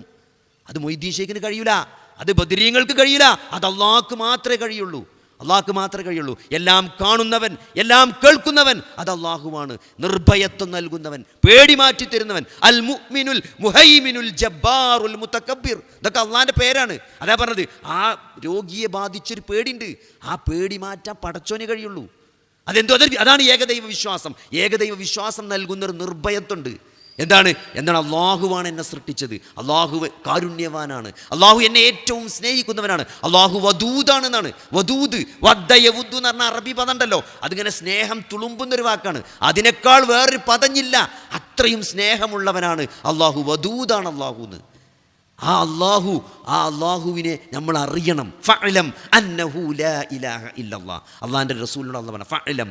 ആദ്യമായിട്ട് വേണ്ടത് എന്താ? അല്ലാഹുവിനെ അറിയലാണ്. മഅരിഫത്തുല്ലാഹ്. അല്ലാഹ് എന്ന് പറഞ്ഞ ആരാണ്? ഈ പ്രപഞ്ചത്തെ സൃഷ്ടിച്ച, ഈ പ്രപഞ്ച സൃഷ്ടാവായ അല്ലാഹു, ഏകനായ അല്ലാഹു. ആ അല്ലാഹു എത്ര കൃത്യമാണെന്ന് നോക്കി. എന്താണ്? ആരാണ്? അല്ലാഹുവിനെ നിഷേധിക്കുന്ന ആളുകളുടെ പ്രശ്നം എന്താ അറിയോ? അല്ലാഹു ഒരു ചോദിക്കാൻ, നിങ്ങൾ അല്ലാഹു എങ്ങനെയാണ്, നിങ്ങൾ അല്ലാഹു എവിടെയാണ്, നിങ്ങൾ അല്ലാഹു ആരാണ്, അയാൾ എന്നാ വന്ന്, അയാൾക്ക് എന്താ പണി? അപ്പോൾ പടച്ചോനെ പറ്റി കൃത്യമായിട്ട് പറയാൻ ഇവിടുത്തെ വേദഗ്രന്ഥങ്ങൾക്ക് ആളുകൾക്ക് സാധിക്കാൻ പറ്റാത്തത് കൊണ്ടാണ്. എന്നാൽ നോക്കി, ഇസ്ലാമിൽ കൃത്യമായിട്ട് അല്ലാഹു ആരാണ്, അല്ലാഹു എവിടെയാണ്, അല്ലാഹു എന്താണ് പണി, അതൊക്കെ ഏത് ചോദ്യത്തിനും കൃത്യമായിട്ട് നമുക്ക് ഉത്തരം പറയാൻ പറ്റും. ഖുൽ ഹുവല്ലാഹു അഹദ് അല്ലാഹു സ്വമദ് ലം യലിദ് വലം യൂലദ് വലം യകുൽ ലഹു കുഫുവൻ അഹദ്. ഒരു ഷോർട്ടായിട്ട് ഏറ്റവും സുന്ദരമായി അള്ളാഹിനെ പറ്റി പറഞ്ഞുതരാണ്. അതാണ് സൂറത്തുൽ ഇഖ്ലാസ്. ഖുർആൻ്റെ 3-1 നമ്മൾ പറയും. കാരണം അള്ളാഹ് ആരാണെന്ന് പറഞ്ഞുതരാണ്. ആ അല്ലാഹുവാണ് നമ്മളെ സൃഷ്ടിച്ചത്. ആ അല്ലാഹുവിലേക്കുള്ള യാത്രയിലാണ് നമ്മൾ. ആ അല്ലാഹുവിനെ കണ്ടുമുട്ടാൻ പോവാണ് നമ്മൾ. വസാരിഉ ഇലാ മഗ്ഫിറത്തിൻ മിർ റബ്ബിക്കും വജന്നത്തിൻ അർളുഹസ് സമാവാതു വൽ അർളു ഉഇദ്ദത് ലിൽ മുത്തഖീൻ. വല്ലാത്തൊരായത്താണ്. നിങ്ങൾ മത്സരിച്ച് മുന്നേറുന്നതാണ്. വസാരിഉ ഇലാ മഗ്ഫിറത്തിൻ മിർ റബ്ബിക്കും. അവിടെ അള്ളാഹും കൂടിയല്ല, നിങ്ങളുടെ രക്ഷിതാവ് നിങ്ങളെ സൃഷ്ടിച്ച് ഘട്ടം ഘട്ടമായി നിങ്ങളെ വളർത്തിക്കൊണ്ടുവന്ന, നിങ്ങളെ അങ്ങേയറ്റം സ്നേഹിക്കുന്ന, നിങ്ങളോട് അങ്ങേയറ്റത്തെ കാരുണ്യം കാണിക്കുന്ന നിങ്ങളുടെ റബ്ബിലേക്ക് നിങ്ങൾ മടങ്ങൂ. എന്താണ്? നിങ്ങളുടെ രക്ഷിതാവിങ്കിൽ നിന്നുള്ള പാപമോചനത്തിലേക്ക്. പിന്നെ ജന്നത്തിൻ സ്വർഗ്ഗ പൂന്തോപ്പിലേക്ക്. അർളുഹസ് സമാവാതു വൽ അർളു. ആകാശഭൂമികളോളം വിശാലമായ അള്ളാഹുവിൻ്റെ സ്വർഗത്തിലേക്ക് നിങ്ങൾ ധൃതിപ്പെട്ട് മുന്നേറുവീന്നാണ്. ഉഇദ്ദത്തുലിൽ മുത്തഖീൻ, അത് മുത്തഖീങ്ങൾക്ക് വേണ്ടി തയ്യാറാക്കപ്പെട്ട. അപ്പോൾ ആരാണ് ആ മുത്തഖി? ആരാണ് ആ മുത്തഖി? അത് കൃത്യമായിട്ട് ഖുർആൻ പഠിപ്പിക്കുന്നുണ്ട്. അത് വിശ്വാസികളാണ്, അള്ളാഹുവിൽ വിശ്വസിക്കുന്ന, അള്ളാഹു പ്രവാചകന്മാരിലൂടെ ചില വിശ്വാസ കാര്യങ്ങൾ പഠിപ്പിക്കുമ്പം അത് വിശ്വസിക്കുന്നവരാണ് വിശ്വാസികൾ. ഇത് രാത്രിയാണെന്ന് പറയാൻ ഇവിടെ നബി വരേണ്ട ആവശ്യമില്ല. ഉണ്ടോ? നമുക്ക് കേട്ടാൽ വിശ്വസിക്കാൻ പ്രയാസമുള്ള കാര്യങ്ങൾ പറയാനും പഠിപ്പിക്കാനാണ് അമ്പിയാക്കന്മാർ വന്നത്. ഈ മരണത്തിന് ശേഷം ഒരു ജീവിതമുണ്ട്, അത് പറയാനാണ് അമ്പിയാക്കന്മാർ വന്നത്. മരണത്തിന് ശേഷം ജീവിതമുണ്ട്, ഈ ലോകത്തിനൊരു അവസാനമുണ്ട്, ഒരു യൗമുൽ ഖിയാമയുണ്ട്. നന്മയുണ്ട്, നന്മയും തിന്മയും അള്ളാഹുവിൽ നിന്നാണ്. നമ്മുടെ ജീവിതത്തിലേക്ക് വരുന്ന ഏതൊരു നന്മയും, നമ്മുടെ ജീവിതത്തിലെ ബാധിക്കുന്ന ഏതൊരു പ്രയാസവും തിന്മയും അത് അള്ളാഹുവിൽ നിന്നുള്ളതാണ്. ഖൈറും ഷർറും അള്ളാഹ്. ഇത് പ്രത്യേകം ഊന്നി പറയാനുള്ള കാരണം എന്താ അറിയോ? നമ്മളെല്ലാവരും പറയും പടച്ചോൻ ഏകനാണ്. ഇതിലൊന്നൊരു അഭിപ്രായ വ്യത്യാസം ഒരു മതങ്ങൾക്കിടയിലുള്ള ഏകനായ സൃഷ്ടാവ്, ഏകനായ ദൈവം, ഇതൊക്കെ ഇവിടെ എല്ലാവരും പറയുന്ന കാര്യങ്ങളാണ്. പക്ഷേ പ്രശ്നം എവിടെയെന്ന് അറിയുങ്ങൾ? പ്രശ്നം ജീവിതത്തിലൊരു പ്രയാസം വരുമ്പം അത് നീങ്ങിക്കിട്ടാൻ വേണ്ടിയിട്ടാണ് ആളുകൾ എന്ത് ചെയ്യുന്നത്? ആരാധന വഴി മാറിപ്പോകുന്നത്. അവിടെ പടച്ചോനെ മറക്കാണ്. പടച്ചോനോട് എത്ര ചോദിച്ചു, കിട്ടിയില്ല. അവിടെ ഒരാളുണ്ട്, ഇവിടെ ഒരു തങ്ങളുണ്ട്, അവിടെ ഒരു സിദ്ധനുണ്ട്, അവിടെ പോയാൽ അതിൻ്റെ ബർക്കത്തുണ്ട്, അതിൻ്റെ ഇതുകൊണ്ട് കിട്ടും, അവിടെ സേവ നടത്തിയാൽ കിട്ടും, അവിടെ ഒരു ബലിയിട്ടാൽ കിട്ടും എന്നുള്ള വിശ്വാസം. ഈ പ്രയാസം മാറിക്കിട്ടാൻ എന്താ ചെയ്യുക? ഇന്ന സ്ഥലത്ത് പോയിട്ട് ഒരു വഴിപാട് കൊടുക്കണം. അങ്ങനെയാണ് ജീവിതത്തിൽ ബാധിക്കുന്ന പ്രയാസങ്ങളിൽ നിന്ന് നീക്കം ചെയ്യാൻ വേണ്ടിയിട്ട്, ആ ഒരു കാര്യത്തിന് വേണ്ടിയാണ് അള്ളാഹു അല്ലാത്ത റൂട്ടിലേക്ക് ആളുകൾ പോകുന്നത്. അതുകൊണ്ട് അതാണ് വിശ്വാസകാര്യം, അതാണ് ഖൈറും ഷർറും അള്ളാഹുവിൽ നിന്നാണ്. നമ്മളെ ജീവിതത്തിൽ ബാധിച്ച ഏതൊരു തിന്മയെയും ഇല്ലാതാക്കാൻ അത് അള്ളാഹ്ക്ക് മാത്രമേ കഴിയുള്ളൂ. നമ്മളെ ജീവിതത്തിലെ പ്രയാസമുണ്ട്, അത് മാറ്റണം. നമ്മുടെ ജീവിതത്തിലേക്കൊരു നന്മ വരണമെങ്കിൽ അത് അള്ളാഹ്ക്ക് മാത്രമേ കഴിയുള്ളൂ. അതുകൊണ്ട് സഹോദരങ്ങളെ, ഇതാണ് വിശ്വാസമായ കാര്യം. ഇന്നദ്ദീന ഇൻദല്ലാഹിൽ ഇസ്ലാം. ഈ അള്ളാഹുവിൻ്റെ അടുത്തിൽ സ്വീകാര്യമായ മതം എന്നുള്ളത് ഈ ഇസ്ലാം എന്ന മതമാണ്. ഇസ്ലാം എന്ന് പറഞ്ഞൊരു അറബി പേര് മാത്രമേ ഉള്ളൂ. സൃഷ്ടാവിലേക്ക് പൂർണ്ണമായി സമർപ്പിച്ച് സമാധാനമടയുക. സൃഷ്ടാവിലേക്ക് പൂർണ്ണമായി എങ്ങനെയാണ് സമർപ്പിക്കേണ്ടത്? അതാണ് പ്രവാചകന്മാർ പഠിപ്പിച്ച മാർഗത്തിലൂടെ. പ്രവാചകന്മാർ വന്നത് അതിനാണ്. പ്രവാചകന്മാരെ അനുസരിക്കാൻ വേണ്ടിയാണ് പ്രവാചകന്മാരെ നിയോഗിച്ചത്. അതുകൊണ്ട് സഹോദരങ്ങളെ, അങ്ങനെ വന്ന അവസാനത്തെ കണ്ണിയാണ് മുഹമ്മദ് നബി സല്ലല്ലാഹു അലൈഹി വസല്ലമ. അതുകൊണ്ട് ആ നബിയെ നബിയായി അംഗീകരിക്കുക. അതിനെന്താ ഒരു വിഷമമുള്ളത്? നിങ്ങൾ നോക്കി, 6-ാം നൂറ്റാണ്ടിൽ നിന്ന് വന്ന ആളുകളെന്നാണ് നമ്മളെപ്പറ്റി പറയാം. എന്താ അപ്പം അയാളെ കോലം, അയാളെ താടി കണ്ടോ, അയാളെ വസ്ത്രം കണ്ടോ? അപ്പോൾ പലപ്പോഴും എന്നോട് തന്നെ പറയണ്ടേ, എൻ്റെ പാൻറ്റും കുപ്പായൊക്കെ കണ്ടാൽ നിങ്ങളെന്താ സ്കൂളിലിട്ടാ പയ്യ പാൻറ്റ് ഇട്ട് കണ്ടാൽ വന്നു ചോദിച്ചു. അത് ഇട്ടിടെ എപ്പോഴും നടക്കണോ ചോദിച്ചു. നിങ്ങൾക്കൊന്നും അന്തം വെച്ചിട്ടില്ലേ? എന്താ നിങ്ങളെ താടിയൊക്കെ ഒന്ന് നിങ്ങൾക്ക് കട്ട് ചെയ്തൊന്ന് ചൊറുക്കാക്കി കൂടെ ചോദിച്ചു. അപ്പോൾ ഞാൻ ഇതല്ലേ ചൊറുക്ക് അല്ലേ? എന്താണ് ചൊറുക്ക് പറഞ്ഞാൽ? ഭംഗി പറഞ്ഞാൽ എന്താണ്? നമ്മൾ തീരുമാനിക്കണമല്ലേ. ഓരോരുത്തർ ഇപ്പോൾ നാളെ ഷേവ് ചെയ്യലാണ് ഭംഗി എന്ന് പറഞ്ഞാൽ അത് ഭംഗിയാകുമോ? അതൊക്കെ ഓരോരുത്തർ തീരുമാനിക്കണമാണ്. അതാണ് ഇവിടെ ആളുകൾ ഫ്രെയിംഡാണ്. ഭംഗി എന്ന് പറഞ്ഞാൽ ഷേവ് ചെയ്ത് ക്ലീൻ ഷേവാണ് ഭംഗി അല്ല. നാച്ചുറൽ. ഇപ്പം എന്താ ഇപ്പോൾ കുറേ ആൾക്കാർ പണ്ടത് താടി വെക്കാത്ത ആൾക്കാർ, നമ്മൾ താടി വെച്ച ആൾക്കാരെ കാണൽ വളരെ. ഇപ്പോൾ എല്ലാ ട്രെൻഡാണ്. ചെക്കന്മാരൊക്കെ താടിയാണ്, എല്ലാ ചെക്കന്മാരും വലിയ താടിയാകും. പക്ഷെ എന്താണ്? താടിൻ്റെ ഇവിടെ ചെറിയൊരു ബട്ടൺസ് ഇട്ടുണ്ടാവും, ഇവിടെ ഒരു കടുക്കെട്ടുണ്ടാവും, മീശ ഒന്നായിട്ട് ഇങ്ങോട്ട് ഇറങ്ങിയിട്ടുണ്ടാവും. അപ്പോൾ വ്യത്യാസമുണ്ട്. അതുകൊണ്ടാണ് അള്ളാഹുവിൻ്റെ റസൂൽ കൃത്യമായിട്ട് പറഞ്ഞത്. അത് വിശ്വാസിൻ്റെ താടി കണ്ടാൽ മനസ്സിലാവും അല്ലേ? അവൻ്റെ മീശ അവൻ്റെ ചുണ്ടുമൊക്കെ ഇറങ്ങൂല, അതവിടെ മുറിച്ചിട്ടുണ്ടാവും. നിങ്ങൾ മീശ ചെറുതാക്കണം, താടി വളർത്തണം എന്നാണ്. അപ്പോൾ അതെന്താ? അത് അള്ളാഹുവിൻ്റെ റസൂലിനനുസരിച്ച്. എന്തുകൊണ്ടാണ്? നിങ്ങൾ നോക്കിവിടെ എത്രയോ ആളുകൾ, എത്രയോ ലക്ഷക്കണക്കിന് കോടിക്കണക്കിന് ആളുകൾ ഒരു മനുഷ്യനെ ഇവിടെ സ്നേഹിക്കുന്നുണ്ട്. മുഹമ്മദ് നബി സല്ലല്ലാഹു അലൈഹി വസല്ലമ എന്ന് പറഞ്ഞാൽ അത് പറഞ്ഞറിയിക്കാൻ പറ്റാത്തൊരു വികാരമാണ്. ഒരാളുകൾ നമ്മൾ ലോകത്ത് എത്ര ഫാൻസ് അസോസിയേഷൻ ഉണ്ട്, അവർക്കൊക്കെ അവരെ നേതാവിൻ്റെ വീഡിയോ ഉണ്ട്, ഫോട്ടോ ഉണ്ട്, ഒരു സൗണ്ട് ഉണ്ട്, എല്ലാം അതന്നെ. എന്തെങ്കിലുമൊക്കെ ഒരു കാര്യമുണ്ട്. ഇവിടെ നോക്കി, മുഹമ്മദ് നബി സല്ലല്ലാഹു അലൈഹി വസല്ലം എന്ന് പറയുമ്പം ഒരു ഫോട്ടോ അല്ല, ഒരു ഫോട്ടോ നമ്മളെ ഫോണിലില്ല, നമ്മളെ മനസ്സിലില്ല, ഒരു വോയിസ് ക്ലിപ്പ് നമ്മൾ കേട്ടിട്ടില്ല, നമ്മളെ മനസ്സിലേക്കൊരു രൂപം പോലും വരുന്നില്ല. എന്നിട്ടും മുഹമ്മദ് നബി സല്ലല്ലാഹു അലൈഹി വസല്ലം എന്ന് പറയുമ്പം നമ്മളെ ഉമ്മാനേക്കാളും ബാപ്പാനേക്കാളും നമ്മുടെ ജീവിതത്തിൽ നമ്മൾ സ്നേഹിക്കുന്ന മറ്റെന്തിനേക്കാളും നമ്മൾ സ്നേഹിക്കുന്നത് അള്ളാഹുവിൻ്റെ റസൂലിനെയാണ്. ഒരാൾക്ക് എങ്ങനെ സാധിക്കുക? ചരിത്രത്തിൽ അങ്ങനെ ഒരു തുല്യതല്ല, ഒരാൾക്കും അങ്ങനെ കഴിയില്ല. ഒരാളെ ഫോട്ടോ ഒന്നുമില്ലാതെ ഒരാളെ സ്നേഹിക്കാൻ കഴിയില്ല. പക്ഷേ നമുക്കത് സാധിക്കുന്നത് എന്തുകൊണ്ടാണ്? നമ്മൾ അള്ളാഹുവിൻ്റെ റസൂലിനെ സ്നേഹിക്കുന്നത് വിശ്വാസം കൊണ്ടാണ്. അതാണ് വിശ്വാസം. ആ വിശ്വാസം എന്നത് ആ റസൂലിനെ പിൻപറ്റിയാണ് നമ്മൾ ചെയ്യണത്. നമ്മൾ വെറും അള്ളാഹ് റസൂൽ എന്ന് പറഞ്ഞ സ്റ്റിക്കർ എഴുതിയൊക്കെയല്ല, അള്ളാഹു മുഹമ്മദ് എന്ന് പറഞ്ഞ് 2 പാത്രത്തിൽ പേരെഴുതിക്കാണ്ട് നമ്മളെ റിസപ്ഷൻ റൂമിൽ വെച്ചൊക്കെയല്ല, നമ്മളെ കാറിൽ തൂക്കിയിട്ടൊക്കെയല്ല. നമ്മളെ സ്നേഹം എന്ന് പറയുന്നത് മനസ്സിലാണ്. നമ്മളെ സ്നേഹമെന്ന് പറയുന്നത് ആ റസൂലിനെ അനുസരിക്കലാണ്. ഞാൻ വലത് കൈകൊണ്ട് ഭക്ഷണം കഴിക്കും, ഞാൻ താടി വളർത്തും, ഞാൻ മീശ വെട്ടും, ഞാൻ എൻ്റെ വസ്ത്രം ഞെരിയാണിക്ക് മുകളിലായിരിക്കും, ഞാൻ മാതാപിതാക്കളോട് നന്മ പ്രവർത്തിക്കും, ഭാര്യമാരോട് ഏറ്റവും നന്നായി പെരുമാറും.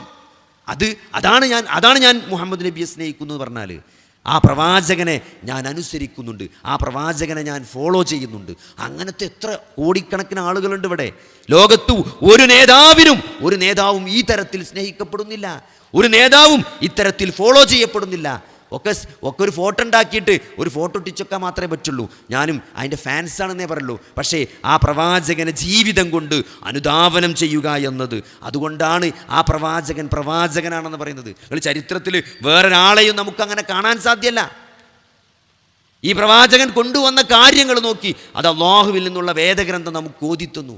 6-ാം നൂറ്റാണ്ടിൽ വന്ന ഒരു പ്രവാചകൻ 23 വർഷം കൊണ്ട്, ഞാൻ പറയാൻ കാരണം എന്താ പറയുക, അഫീഫുൽ കിന്ദി എന്ന് പറഞ്ഞ ഒരു സഹാബി മദീന കാലഘട്ടത്തിലാണ് അദ്ദേഹം മുസ്ലിമാകുന്നത്. മദീന കാലഘട്ടത്തിൽ അദ്ദേഹത്തിൻ്റെ മക്ക കാലഘട്ടത്തിലെ ചരിത്രം, അതായത് അദ്ദേഹത്തിൻ്റെ പഴയൊരു ചരിത്രം പറയുന്നുണ്ട്. നബിൻ്റെ സീറയിൽ ഇബ്നു ഹിഷാം നബിൻ്റെ സീറ പറയുന്നിടത്ത് ഈ ചരിത്രം പറയുന്നുണ്ട്. ഇബ്നു ഇസാഖിൻ്റെ സീറയിലൊക്കെ ഈ സീറയിൽ കാണാം ആ ചരിത്രം. അഫീഫുൽ കിന്ദി പറഞ്ഞ ഒരു ചരിത്രമുണ്ട്. അദ്ദേഹം മദീന കാലഘട്ടത്തിൽ വിശ്വാസിയായ മുസ്ലിമായ ഒരു സഹാബിയാണ്. അദ്ദേഹം പറയാണ്, അദ്ദേഹം കുറേ കൊല്ലങ്ങൾക്ക് മുമ്പ് അദ്ദേഹം അബ്ബാസ് ബിൻ അബ്ദുൽ മുത്തലിബിൻ്റെ കൂട്ടുകാരനായിരുന്നു കച്ചവടത്തിൽ. അപ്പം മക്കയിലേക്ക് അബ്ബാസിനെ കാണാൻ വേണ്ടി വരും. അന്നങ്ങനെ നബി സല്ലല്ലാഹു അലൈഹി വസല്ലമ പരസ്യ പ്രബോധനമൊന്നും തുടങ്ങിയിട്ടില്ല. അങ്ങനെ അബ്ബാസിനെ കാണാൻ മക്കയിൽ വന്നൊക്കെ അബ്ബാസ് വീട്ടിലില്ല. അപ്പോൾ വീട്ടിൽ നിന്ന് പറഞ്ഞു കാബൻ്റെ പരിസരത്തുണ്ടാവും, അവിടെയൊക്കെ ഉപ്പരുണ്ടാവും, അവിടെ ഫുൾ ടൈം ഉണ്ടാകാറുണ്ട്. അങ്ങനെ കാബൻ്റെ ഭാഗത്തേക്ക് അബ്ബാസ് റളിയല്ലാഹു അൻഹു, അന്ന് മുസ്ലിം ആയിട്ടില്ല, അബ്ബാസ് റളിയല്ലാഹു അൻഹു കാണാൻ വേണ്ടി ചെന്നു. അങ്ങനെ അവിടെ കുറച്ച് ദൂരെ ഒരു പാറപ്പുറത്തിരിക്കുന്നുണ്ട്. അങ്ങനെ അദ്ദേഹവുമായി സംസാരിച്ചു കൊണ്ടിരിക്കുമ്പം ആ കാബൻ്റെ പരിസരത്തേക്ക് 3 ആളുകൾ വന്നു. നല്ല സൗന്ദര്യമുള്ള ഒരു ചെറുപ്പക്കാരനും അദ്ദേഹത്തിൻ്റെ കൂടെ ഒരു സ്ത്രീയും ഒരു കുട്ടിയും കൂടി അങ്ങോട്ട് വന്നു എന്നാണ്. അപ്പോൾ ഈ അഫീഫുൽ കിന്ദി അബ്ബാസ് ബിൻ അബ്ദുൽ മുത്തലിബിനോട് ചോദിക്കണ്, ആരാണത്? അത് എൻ്റെ ഒരു സഹോദരനുണ്ട് മരിച്ചുപോയ അബ്ദുള്ള, ഓൻ്റെ മോനാണ് മുഹമ്മദ്. അപ്പോൾ ആ കൂടെയുള്ള സ്ത്രീ ആരാണ്? അത് ഓൻ ഇപ്പോൾ കല്യാണം കഴിഞ്ഞ ഓൻ്റെ ഭാര്യ ഖദീജയാണ്, ഓൻ്റെ ഭാര്യയാണ് ഖദീജ. ആ കുട്ടി ആരാണ് ചോദിച്ചു. ആ കുട്ടി എൻ്റെ വേറൊരു സഹോദരൻ അബൂ താലിബ് ഉണ്ട്, അവൻ്റെ മകൻ അലിയാണെന്ന് പറഞ്ഞു. എന്നിട്ട് അബ്ബാസ് പറയാണ്, ഒരു പുതിയ പരിപാടിയായിട്ട് ഇറങ്ങിയതാണ്. നമ്മൾ ആരാധിക്കുന്ന ആരാധ്യ വസ്തുക്കളെ ആരാധിക്കാൻ പാടില്ല. ലാത്തനെയും മനാത്തനെയൊന്നും ആരാധിക്കാൻ പാടില്ല, അള്ളാഹുവിനെ മാത്രമേ ആരാധിക്കാൻ പാടുള്ളൂ എന്നാണോ പറയുന്നത്.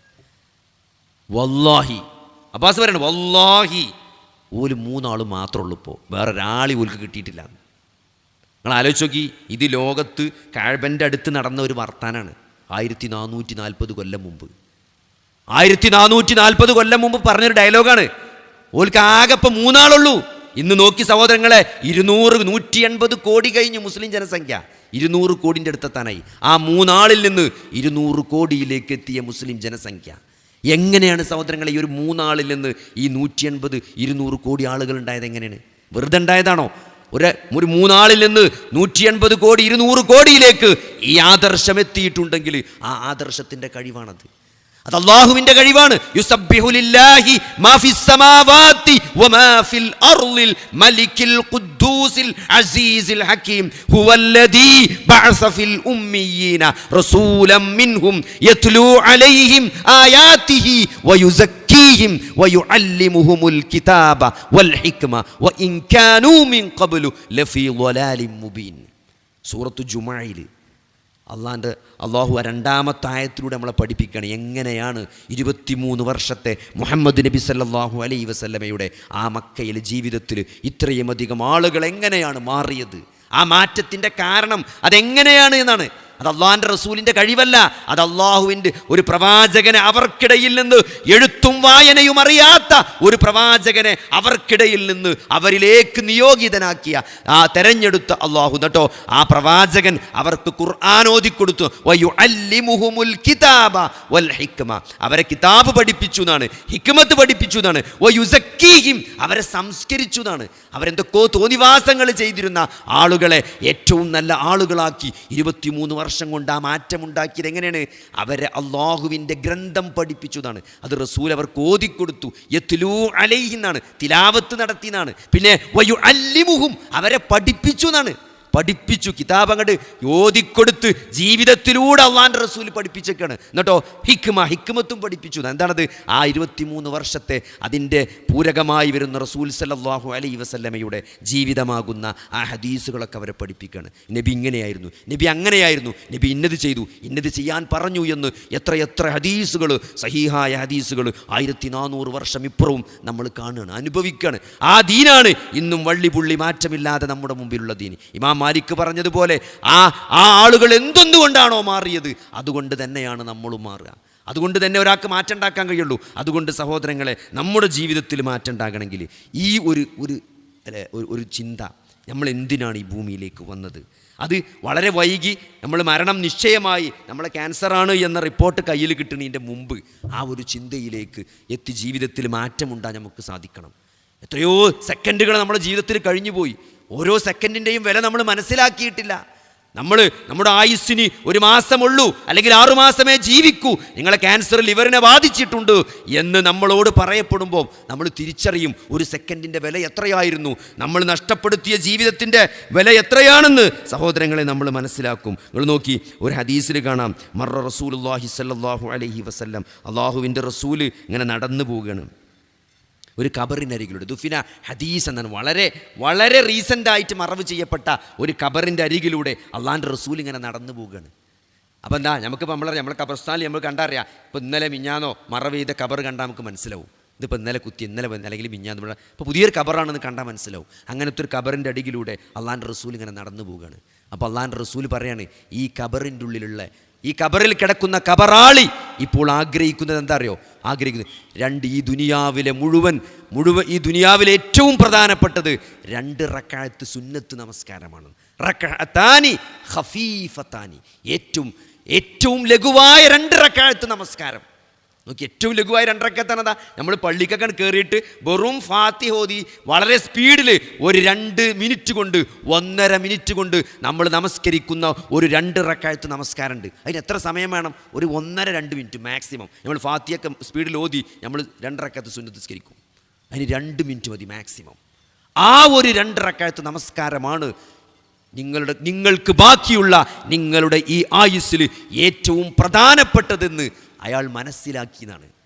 പക്ഷെ അയാൾക്ക് ഇനി ഒരു കാര്യമില്ല മനസ്സിലായിട്ട്, അയാൾക്ക് ഇനി ഭൂമിയിലേക്ക് തിരിച്ചു വരാനല്ല. അള്ളാൻ്റെ റസൂൽ നമ്മളോട് പറഞ്ഞ എന്തിനാരോ? നമ്മളത് മനസ്സിലാക്കാനാണ്. ഈ വിശുദ്ധ ഖുർആനിൽ എത്രയോ സ്ഥലത്ത് അള്ളാൻ്റെ കാരുണ്യങ്ങൾ നോക്കണം. എത്രയോ സ്ഥലത്ത് അള്ളാഹു പറയുന്നുണ്ട്.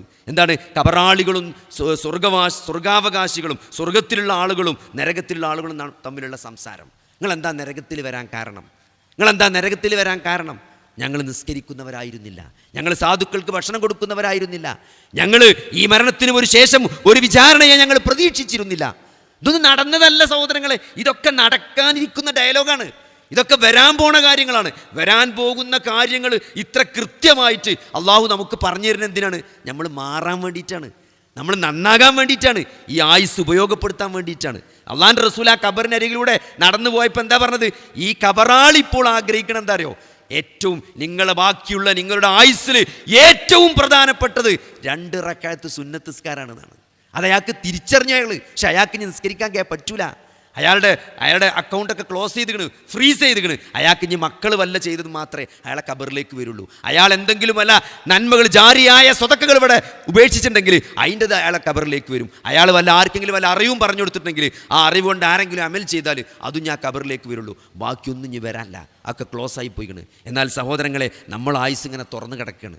ഇതെപ്പോഴാണ് അവസാനിക്കുക, ഏത് നിമിഷമാണ് ഇതിന് പൂട്ടുമൂകുക എന്ന് നമ്മൾക്കറിയില്ല. അതുകൊണ്ട് നമ്മൾ വളരെ സീരിയസ് ആയിട്ട് ഈ ആയുസ്സിനെ കാണാം. എത്രയോ ആളുകൾ ഫോണിൽ നോക്കി ഒരു ആയത്ത് പോലും ഒരു ദിവസം ഓതുന്നില്ല. ആളുകളൊക്കെ ആത്മാർത്ഥമായിട്ട്, ഇന്നത്തെ ന്യൂ ജനറേഷൻ ചോദിച്ചു നോക്കി നിങ്ങൾ, ആളുകൾ ആത്മാർത്ഥമായിട്ട് ഒരു പേജ് ഖുർആൻ ഓതിയിട്ട് കാലത്രായി. പക്ഷേ ഓലെ സ്ക്രീൻ ടൈമൊക്കെ നോക്കിയാൽ മതി, എത്ര സമയമാണ് യൂട്യൂബ് കാണുന്നത്, റീൽസ് കാണുന്നത്. റീൽസൊക്കെ സഹോദരങ്ങളെ നോക്കിയോ, ഓരോ റീൽസും പറഞ്ഞാൽ മേലക്ക് ഇങ്ങനെ തട്ടിവിടുക ചെയ്യുക.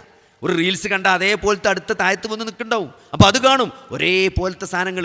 അത് നമ്മളെ ബ്രെയിൻ അനലൈസ് ചെയ്തുകൊണ്ട് ആർട്ടിഫിഷ്യൽ ഇൻ്റലിജൻസ് വഴി യൂട്യൂബുകളും എല്ലാ സൈറ്റുകളും നമ്മളങ്ങനെയാണ് അവർ നമ്മളെ പഠിച്ചു കഴിഞ്ഞു. ഓരോരുത്തരുടെയും ട്രെൻഡ് എന്താണ്, ഓരോരുത്തർക്കും ഇഷ്ടമുള്ളത് എന്താണെന്ന് ഓരോരു കാണുന്ന കാര്യങ്ങൾ വെച്ചാൽ മനസ്സിലാവും. കോമഡി കാണുന്ന ആൾക്കാർക്ക് കോമഡി ഇങ്ങനെ വന്നുകൊണ്ടിരിക്കും, വയൽ കാണുന്ന ആൾക്കാർക്ക് വയൽ ഇങ്ങനെ പുതിയ വന്നുകൊണ്ടിരിക്കും. എന്താണോ കാണുന്നത് അതാണ് പിന്നെ വരിക. അപ്പം ഇങ്ങനെ ഈ റീൽസും ഈ കോമഡികളൊക്കെ കണ്ട് എത്രയോ സമയം നഷ്ടപ്പെടുത്തുകയാണ് സഹോദരങ്ങളെ. ജീവിതം സീരിയസ് ആണ് എന്ന് പല ആളുകളും ഇപ്പോഴും മനസ്സിലാക്കിയിട്ടില്ല. അതുകൊണ്ട് നമ്മൾ വളരെ സീരിയസ് ആയിട്ട് ഈ ജീവിതത്തെ കാണണം. ഇത് ചെറിയൊരു ആയുസ് മാത്രമേ ഉള്ളൂ. എപ്പോഴാണ് അള്ളാഹുവിലേക്ക് നമ്മൾ തിരിച്ചു വിളിക്കപ്പെടുക? ഈ മരണത്തിന് ശേഷം ഒരു ജീവിതമുണ്ട് എന്ന ഏറ്റവും വലിയ യാഥാർത്ഥ്യം നിങ്ങൾ നോക്കി. അള്ളാഹുവിൻ്റെ റസൂൽ സല്ലല്ലാഹു അലൈഹി വസല്ലമ ആദ്യത്തെ 13 വർഷം അവരെ പഠിപ്പിച്ചതാണ് ഈ മരണത്തിന് ശേഷം ഒരു ജീവിതമുണ്ട്. ആ മക്ക കാലഘട്ടത്തിൽ ഇറങ്ങിയ സൂറത്തുകളൊക്കെ എടുത്ത് പരിശോധിച്ച് നോക്കി നിങ്ങൾ. അമ്മ ജുസും തബാറക്ക ജുസൊക്കെ മുഴുവൻ മക്കിയായ സൂറത്താണ്, മക്കയിലിറങ്ങിയ സൂറത്തുകളാണ്. മദീനയിലേക്ക് പോണതിന് മുമ്പ് ഇറങ്ങിയ സൂറത്തുകളാണ്. ആ സൂറത്തുകളൊക്കെ എടുത്തു നോക്കി, അതിലൊക്കെ മരണത്തിന് ശേഷം ഒരു ജീവിതമുണ്ട് എന്നാണ്. തബാറക്ക മുതൽ നിങ്ങൾ ഓരോ സൂറത്തൊന്ന് പോയിട്ട് നോക്കണ്ടേ, എത്ര സ്ഥലത്താണ് മരണത്തിന് ശേഷം ജീവിതമുണ്ട്. നരകത്തെപ്പറ്റി പറയണത്, സ്വർഗത്തെപ്പറ്റി പറയണത്, വിചാരണത്തെ പറ്റി പറയണതിനാണ്. ഈ ഒരു ബോധം ഉണ്ടാകാനാണ് ഈ മരണത്തിന് ശേഷം വീണ്ടും നമ്മൾ ജീവിപ്പിക്കപ്പെടുമെന്നുള്ളത്. ഈ ഒരു മരണത്തിന് ശേഷം നമ്മൾ ജീവിപ്പിക്കപ്പെടുമെന്നും ഈ ജീവിതത്തിൽ നമ്മൾ എങ്ങനെയാണ് അള്ളാഹുവിനെയും റസൂലിനെയും അനുസരിച്ചത് എന്ന് കൃത്യമായിട്ട് പരിശോധിക്കാൻ വേണ്ടിയിട്ടാണ് ഈ ജീവിതം ഉണ്ടാക്കിയത്. അത് വളരെ സീരിയസ് ആണ്. ഈ ജീവിത പരീക്ഷണാണ്. വലനബുലുവന്നക്കും മിൻ ബിശൈഇൻ മിനൽ ഖൗഫി വൽ ജൂഇ വനഖ്സിൻ മിനൽ അംവാലി വൽ അൻഫുസി വസ്സമറാത്ത് വബശ്ശിരിസ് സ്വാബിരീൻ. സൂറത്ത് ബഖറയിലായത്താണ്. നമ്മൾ ജീവിതത്തിൽ കൊത്തിവെക്കേണ്ട ആയത്താണ്. പലപ്പോഴും ആളുകൾ ടെൻഷൻ ഉണ്ടാകുമ്പോൾ, പേടി, പ്രയാസങ്ങൾ, ദുഃഖങ്ങൾ, ദുരിതങ്ങൾ, ജീവിതത്തിൽ ബാധിക്കുന്ന കുറേ പ്രയാസങ്ങൾ, അത് വരുമ്പോഴാണ് ആളുകൾ എന്ത് ചെയ്യുക? ആളുകളുടെ വിശ്വാസം ആകെ ഷെയ്ക്കാകുക. ഒരു വിശ്വാസി പ്രയാസപ്പെടേണ്ടവനല്ല. ജീവിതത്തിൽ എന്തെങ്കിലും ഒരു ബുദ്ധിമുട്ടും ചെറിയൊരു വിഷമം മനസ്സിക്ക് വരുമ്പം പ്രയാസപ്പെടേണ്ടവനല്ലൊരു വിശ്വാസി. അജബല്ലി അംറിൽ മുഅ്മിൻ എന്നാണ്. മുഅ്മിനിൻ്റെ കാര്യം എന്ത് അത്ഭുതമാണെന്നാണ്. ഒരു വിശ്വാസിയുടെ കാര്യം എത്ര അത്ഭുതമാണ്. അയാളെ ഒരു പ്രയാസം ബാധിച്ചാൽ അയാൾ ക്ഷമിക്കുന്നതാണ്. അപ്പോൾ അയാൾക്കൊരു കൂലിയുണ്ട്. നിങ്ങൾ ആലോചിച്ച് നോക്കി, ഒരു മുള്ള് തറച്ചാൽ പോലും നമുക്കൊരു പ്രതിഫലം ഉണ്ട് എന്നാണ്. ഒരു മുള്ള് എപ്പോഴാണ് നമ്മളെ മുള്ള് തറക്കുക? എത്ര ആൾക്കാരെപ്പോഴാണ് മുള്ള് തറച്ചിക്കണ്? മുള്ള് തറക്കാറിനാൽ അത് വളരെ ലളിതമായ, പണ്ടൊക്കെ പറഞ്ഞാൽ നമ്മൾ ഈ ചെരുപ്പിടാതെ ഇത്രയൊന്നും ഇൻ്റർലോക്കിംഗ് ടൈൽസും ഇത്രയൊന്നും നഗരവൽക്കരിക്കപ്പെടാത്തൊരു കാലത്താണ്. അന്ന് നമ്മൾ ഇടയ്ക്കിടയ്ക്ക് മുള്ളുത്തു. ഇന്നിപ്പോൾ ആർക്കാ മുള്ളുത്തലില്ല? നിങ്ങൾക്ക് ആർക്കെങ്കിലും അടുത്ത് മുള്ളുത്തിക്കണോ? മുള്ളുത്തലില്ലപ്പോൾ. പക്ഷെ മുള്ളു കുത്തുക എന്ന് പറഞ്ഞാൽ അത് പണ്ടത്തെ കാലത്ത് വളരെ കോമൺ ആണ്, മുള്ളുത്തുക എന്ന് പറഞ്ഞാൽ. അപ്പോൾ ആ മുള്ളു കുത്തുമ്പോഴുള്ള ചെറിയൊരു വേദന. ഇന്നിപ്പോൾ എന്താ വേദന? ഇന്നിപ്പോൾ നമ്മൾ നല്ല വെള്ളക്കുപ്പായിട്ട് ഇറങ്ങി. അപ്പോൾ എന്താ ഇത്, നമ്മൾ നല്ലൊരു കറിയും ഒരു ചോറൊക്കെ നിന്നപ്പോൾ ആ മഞ്ഞ കളറ് ഇങ്ങനെ ഷർട്ടുമായി. ഇന്നും നിങ്ങൾ ഷർട്ട് എന്നും തന്നെ നിങ്ങളോട് ഷർട്ട് അയച്ചാണ് ഭക്ഷണം അയച്ചാൽ പറഞ്ഞാൽ ഞങ്ങൾ കേൾക്കില്ല. എന്നും അയിമക്കറിയാം. അല്ലെങ്കിൽ ആ ബിരിയാണിയിലെ ആ ചോന്ന അച്ചാറ് താടിമ കൂടെ ആണ്. അപ്പോൾ ഒരു വിഷമാണ്. നല്ലൊരു പുതിയ വെള്ള ഷർട്ട് ഇട്ട് കണ്ട് അതിൽ മഞ്ഞക്കറിയായി നമുക്കൊരു ഇടങ്ങാറാണ്. നമ്മൾ പുതിയ ഒരു ഫോൺ വാങ്ങി, ഒരു കൂട്ടി 10-25,000 റുപ്യ ഒരു കൂട്ടി അവസാനം ഒരു ഫോൺ വാങ്ങി. അത് നമ്മൾ നാളെ സ്ക്രീൻ ഗാർഡ് ഇടാൻ വിചാരിച്ച് നോക്കി, അത് നിലത്തുനിന്ന് ചാടി ഒരു വര മൂന്ന്. എന്തോ ഒരു സങ്കടങ്ങൾ നോക്കി. സങ്കടം തന്നെ. അത് ഒരു കൂട്ടി വാങ്ങിയവനെ വിഷമം അറിയുള്ളൂ. ആ വിഷമത്തിന് കൂലിണ്ടെന്നാണ് പഠിച്ചോ പറഞ്ഞത്. അതാ പറഞ്ഞത് മുള്ളു തറക്കറിഞ്ഞാൽ നിങ്ങളെ ഷർട്ടിൻ്റെ വെള്ള ഷർട്ടിക്കായ ഒരു മഞ്ഞക്കറി അത് നിങ്ങളെ മനസ്സിൽ ചെറിയൊരു വിഷമം ഉണ്ടാക്കിയെങ്കിൽ അതിന് നിങ്ങൾക്ക് പടച്ചോൻ കൂലി തരും. അത് ഭയങ്കര അത്ഭുതമാണ്. ആ കൂലി ആഗ്രഹിക്കണം. പടച്ചോനെ അത് കൊണ്ടട്ടോ, ആ പ്രതിഫലം നഷ്ടപ്പെടുത്തല്ലേ. ഉള്ളിൽ നിന്ന് വരണ തേട്ടം അത്രയും പടച്ചോനായിട്ട് നമുക്കൊരു സ്നേഹം വേണം. ഒരു ചെരുപ്പിൻ്റെ വാറ് പൊട്ടിയാൽ പോലും സഹാബികൾ അള്ളാഹുവിനോട് പ്രാർത്ഥിക്കുമായിരുന്നു എന്നാണ്. ഒരു ചെരുപ്പിൻ്റെ വാറ് പൊട്ടിപ്പോൾ ചെരുപ്പിൻ്റെ വാറ് പറഞ്ഞാൽ തന്നെ പുതിയ ചെക്കന്മാർക്കൊന്നും അറിയില്ല. പണ്ടൊക്കെ നമ്മളൊരു VKസിൻ്റെ ഒരു ചെരുപ്പ് ഉണ്ടാവും, തേഞ്ഞൊരു ചെരുപ്പ്. അതിങ്ങനെ ഇടയ്ക്കിടയ്ക്ക് ഒരു 10 സ്റ്റെപ്പ് വെച്ചാൽ വാറ് വിടും. പിന്നെ നമ്മൾ വിരലോണ്ട് ഇങ്ങനെ ഉണ്ടാക്കുക ചെയ്യുക. അപ്പോൾ അതിനുള്ളിൽ തന്നെ ഉണ്ടാവും. അതിനൊക്കെ ഇപ്പോൾ പടച്ചോൻ വിളിച്ചണം. തള്ളവിരലോണ്ടാണ് തള്ളിയാൽ പോരെ. പക്ഷെ എന്തിനാ പടച്ചോനോട് പറയണമെന്ന് പറഞ്ഞാൽ എന്താ? അതൊരു ബന്ധമാണ്. നമ്മൾ എന്ത് വിഷമം നമ്മൾ പടച്ചോനോട് പറയുമ്പം നമ്മളും പടച്ചോനും തമ്മിൽ വല്ലാത്തൊരു ബന്ധം ഉണ്ടാവും. കാരണം എന്താ? പടപ്പുകളോട് പറഞ്ഞിട്ട് കിട്ടാത്തൊരു സുഖം പടച്ചോനോട് പറഞ്ഞാൽ കിട്ടും. കാരണം എന്താ അറിയോ? പടച്ചോൻ അത്രയും നമ്മളെ കണ്ട നാടിയേക്കാൾ നമ്മളോട് അടുത്തവനാണ്, നമ്മളെ പ്രശ്നങ്ങൾ അറിയുന്നവനാണ്. ചോദിക്കുന്നവനെ പടച്ചോനിക്ക് ഇഷ്ടമാണ്. ഇത് ഇബാദത്താണ്. പ്രാർത്ഥന ദുആ അത് ഇബാദത്താണ്. അത് എന്ത് പ്രാർത്ഥനയാണെങ്കിലും, ദുന്യാവിൻ്റെ കാര്യമാണെങ്കിലും. നമ്മളെ ചെറിയ LKGക്ക് പോണ കുട്ടിക്ക് നമ്മൾ നഴ്സറിക്ക് ഒരു പാട്ട് പഠിപ്പിച്ചു കൊടുക്കുകയാണ് നാളെ പാടാൻ വേണ്ടിയിട്ട്. അത് സഹോദരങ്ങളെ, എൻ്റെ കുട്ടിക്കത് പാടാൻ തൗഫീക്ക് ഉണ്ടാകണേ എന്ന് ദുആർന്ന അതിനൊരു കൂലിണ്ട്. അത് ഇബാദത്താണ്. നാളെ ഇനി കുട്ടിക്ക് പാടാൻ കിട്ടിയില്ല, കുട്ടി സ്റ്റേജിൽ വന്നാണ്ട് നൊളോളിച്ചിട്ട് പോന്ന് വിചാരിച്ചോളി. നമുക്ക് വിഷമമുണ്ടായി. എത്ര ഈസി നമ്മൾ ഇന്ന് പഠിപ്പിച്ചതാണ്. എന്താ പടച്ചോനെ, അതിനൊരു കൂലിയുണ്ട്. ആ വിഷമത്തിനും പടച്ചോനൊരു കൂലി തരും. നമ്മൾ പ്രാർത്ഥിച്ചതിന് കൂലി കിട്ടും. എന്തിനും ഏതിനും നിരന്തരം പടച്ചോനോട് പ്രാർത്ഥിക്കണം. പടച്ചോ, ഇതൊരു പരീക്ഷണമാണ് ജീവിതം എന്ന് പറഞ്ഞാൽ. ചെറുതും വലുതും എല്ലാ കാര്യവും നോക്കി. വലനബുലുവന്നക്കും അല്ലാഹു പറഞ്ഞു, വലനബുലുവന്നക്കും നിങ്ങളെ നാം പരീക്ഷിക്കുക തന്നെ ചെയ്യും. ബിശൈഇൻ മിനൽ ഖൗഫി പേടികളിൽ ചിലതിനെ കൊണ്ട്. ഒരു പേടി, അത് പേടി ഒരു പരീക്ഷണമാണ്. നിങ്ങൾ ആലോചിച്ച് നോക്കി, ഇപ്പോൾ ചില ന്യൂസൊക്കെ ആണ്, ഗൾഫിൽ സ്കൂൾ ബസ്സിൽ കുട്ടീനെ പൂട്ടി, കുട്ടി മരിച്ചു എന്ന്. ഇത് ആ ക്ലീനർ കുട്ടീനെ ഇറക്കാൻ മറന്നു, അങ്ങനെ കുട്ടി വണ്ടീനുള്ളിൽ കുടുങ്ങി മരിച്ചു. എത്രയോ ന്യൂസ് നമ്മൾ കണ്ടിട്ടുണ്ട്.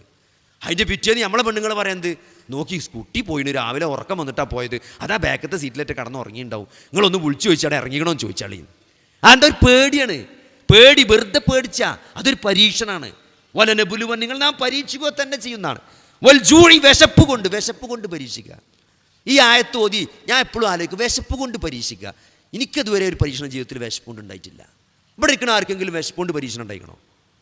ഒരു പട്ടിണി കിടന്നിട്ട് തിന്നാൻ കിട്ടാതെ ഇവിടെ ആരെങ്കിലും പരീക്ഷിക്കപ്പെട്ടുകണോ? എൻ്റെ ഓർമ്മയിൽ ഞാൻ പരീക്ഷിക്കില്ല.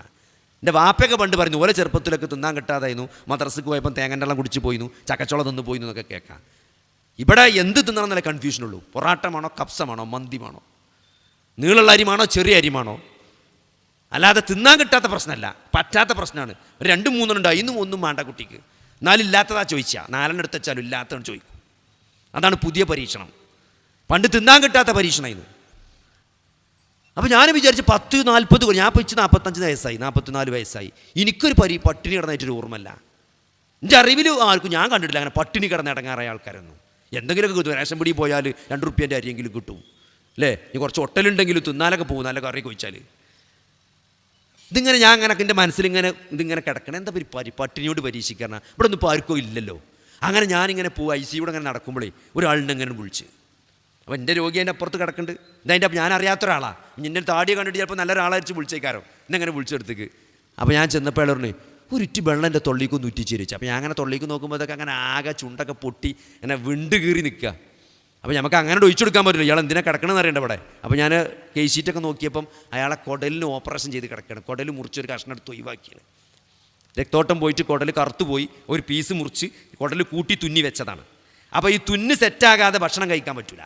ഇപ്പോൾ 4 ദിവസമായി സാധു വല്ലതും തിന്നിട്ട് അയാൾ പറയണേ, ബന്ധൂര് ദാഹവും വിശപ്പാണ് ഡോക്ടറെ, ഈ തൊള്ളി കൂടെ കിട്ടാത്തോണ്ടേ ഗ്ലൂക്കോസിൽ വെള്ളം ചാടിയിട്ട് കാര്യമില്ല. നമ്മൾ ഈ ബിരിയാണി നെയ്ച്ചോറൊക്കെ അങ്ങനെ തിന്നണല്ലേ, ഇത് ഈ ഗ്ലൂക്കോസിൻ്റെ വെള്ളം ചാടിയിട്ട് എത്ര കാര്യം. വിശന്നിട്ട് എന്തെങ്കിലും എന്നെ തൊള്ളിക്കൊന്ന് ഉറ്റിച്ചേര്, ഞാൻ തിന്നില്ല, ഇങ്ങനെ ചമച്ചുകാണ്ട് തുപ്പിക്കൊണ്ട് തരണം, ചമച്ചുകാണ്ട് തിന്ന് ഇറക്കണില്ല, എന്നാലും കുഴപ്പമില്ലല്ലോ. അപ്പം എന്താ സഹോദരങ്ങളെ, അതാ അന്നാണ് ഈ ആയത്തിൻ്റെ നമ്മളെ പട്ടിണി ഇടക്കൊന്നും വേണ്ട പരീക്ഷിക്കാൻ, തിന്നാൻ കിട്ടാവൊന്നും വേണ്ട, കുടലിനൊരു ഓട്ടം ഉണ്ടായാൽ മതി. കുടൽ മുറിച്ചുകാണ്ട് 4 ദിവസം ICUയിൽ തിന്നാൻ കിട്ടാതെ കിടക്കുമ്പോൾ മനസ്സിലാവും വിശപ്പെന്താണെന്ന്. വലനബുലുവന്നക്കും, നിങ്ങളെ നാം പരീക്ഷിക്കുക തന്നെ ചെയ്യും. അപ്പോൾ ഇതൊക്കെ ജീവിതത്തിൽ വരും. ഇതൊക്കെ അയാൾക്ക് വന്നു, ഇത് നാളെ ഞമ്മക്കാ വരുന്ന ഒരു ഉറപ്പില്ല, ഞമ്മക്ക് വരും, ആർക്കെങ്കിലുമൊക്കെ വരും. ഈ പ്രസംഗം കേൾക്കുന്ന ആർക്കെങ്കിലുമൊക്കെ ഇത് വരും, ചിലപ്പോൾ ഞാൻ തന്നെ ഇക്കാരം. സഹോദരങ്ങളെ, ഇതൊക്കെ പരീക്ഷണമാണ്. അതാണ് പറഞ്ഞത്, അത് മനസ്സിലാക്കാനുള്ളൊരു ബുദ്ധി അതിനാണ് പഠിച്ചോന്ന് അറിയിച്ചിരുന്നത്. നിങ്ങളെ നാം പരീക്ഷിക്കുക തന്നെ ചെയ്യുന്നതാണ്, തന്നെ ഉറപ്പിച്ചാ പറഞ്ഞത്. അറബി ഗ്രാമർ അറിയണവർക്കറിയാം, ലാമു തൗക്കീദാണ് തുടക്കത്തിൽ കൊടുത്തത്. വല എന്ന് പറഞ്ഞാൽ തന്നെ ശക്തി കൂടിയാണ്. പിന്നെ അതിൻ്റെ ലാസ്റ്റ് ഒരു കട്ടിയുള്ള നൂനും കൂടി ചേർക്കുന്നതാണ്. നൂന് സക്കീല എന്ന് പറയാം, ഭാരമുള്ള നൂന്, കനുള്ള നൂന് എന്നാ പറയാ. വലനബുലുവന്നക്കും, മലയാളം പരിഭാഷ വായിച്ചു നോക്കി. നിങ്ങളെ ഞാൻ പരീക്ഷിക്കുന്നല്ല, നിങ്ങളെ ഞാൻ പരീക്ഷിക്കുക തന്നെ ചെയ്യുന്നതാണ്. ഒഴിവാവൂലയിന്ന് കിട്ടും, എന്തെങ്കിലും കയ്യിൽ നിന്ന് കിട്ടും നിങ്ങൾക്ക്.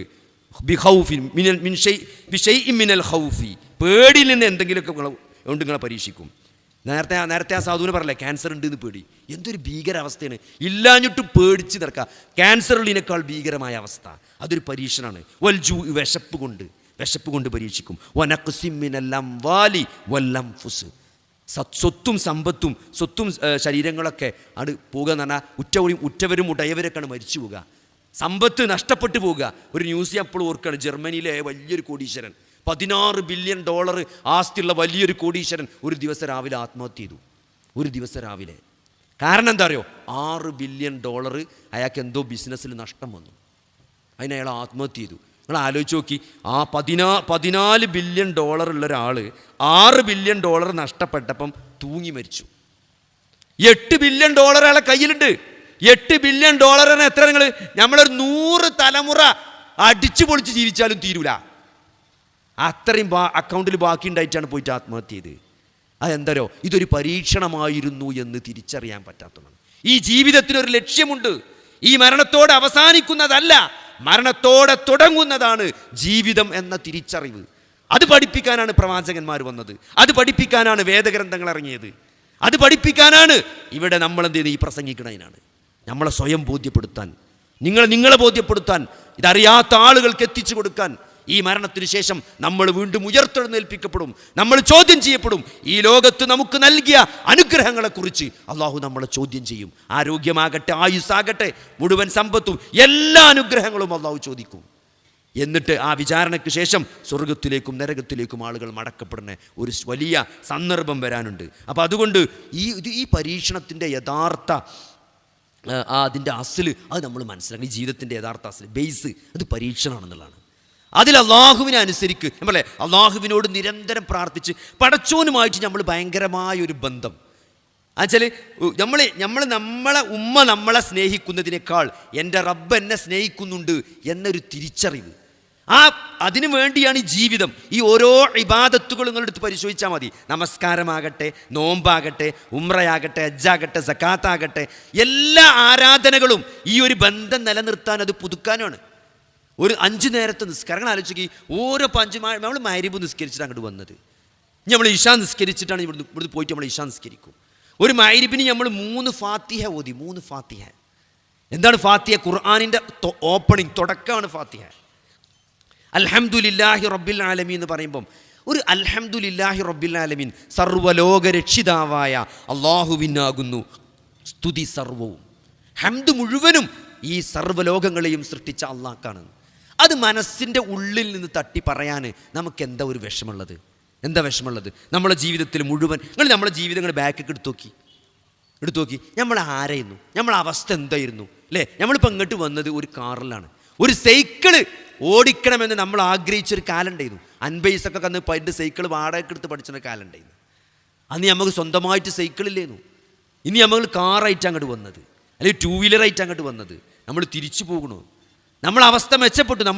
നമ്മൾ വാങ്ങിയ സാലറി, നമ്മളെ ജീവിതത്തിലെ സൗകര്യങ്ങൾ, നമ്മളെ വീട്, മണ്ണ് തേച്ച വീടായിരുന്നു നമ്മളത് അല്ലേ? ഇന്ന് നമ്മൾ ടൈൽസ്, ഇറ്റാലിയൻ മാർബിളിലാണ്, ശീതീകരിച്ച മുറിയുണ്ട് അല്ലേ? ഒരു റൂമെങ്കിലും നമുക്ക് AC ഉണ്ട് ചൂട് കാലത്ത് കിടക്കാൻ. നമ്മളെ പള്ളി പോലും നടുത്തളം ഇന്ന് AC ആണ്.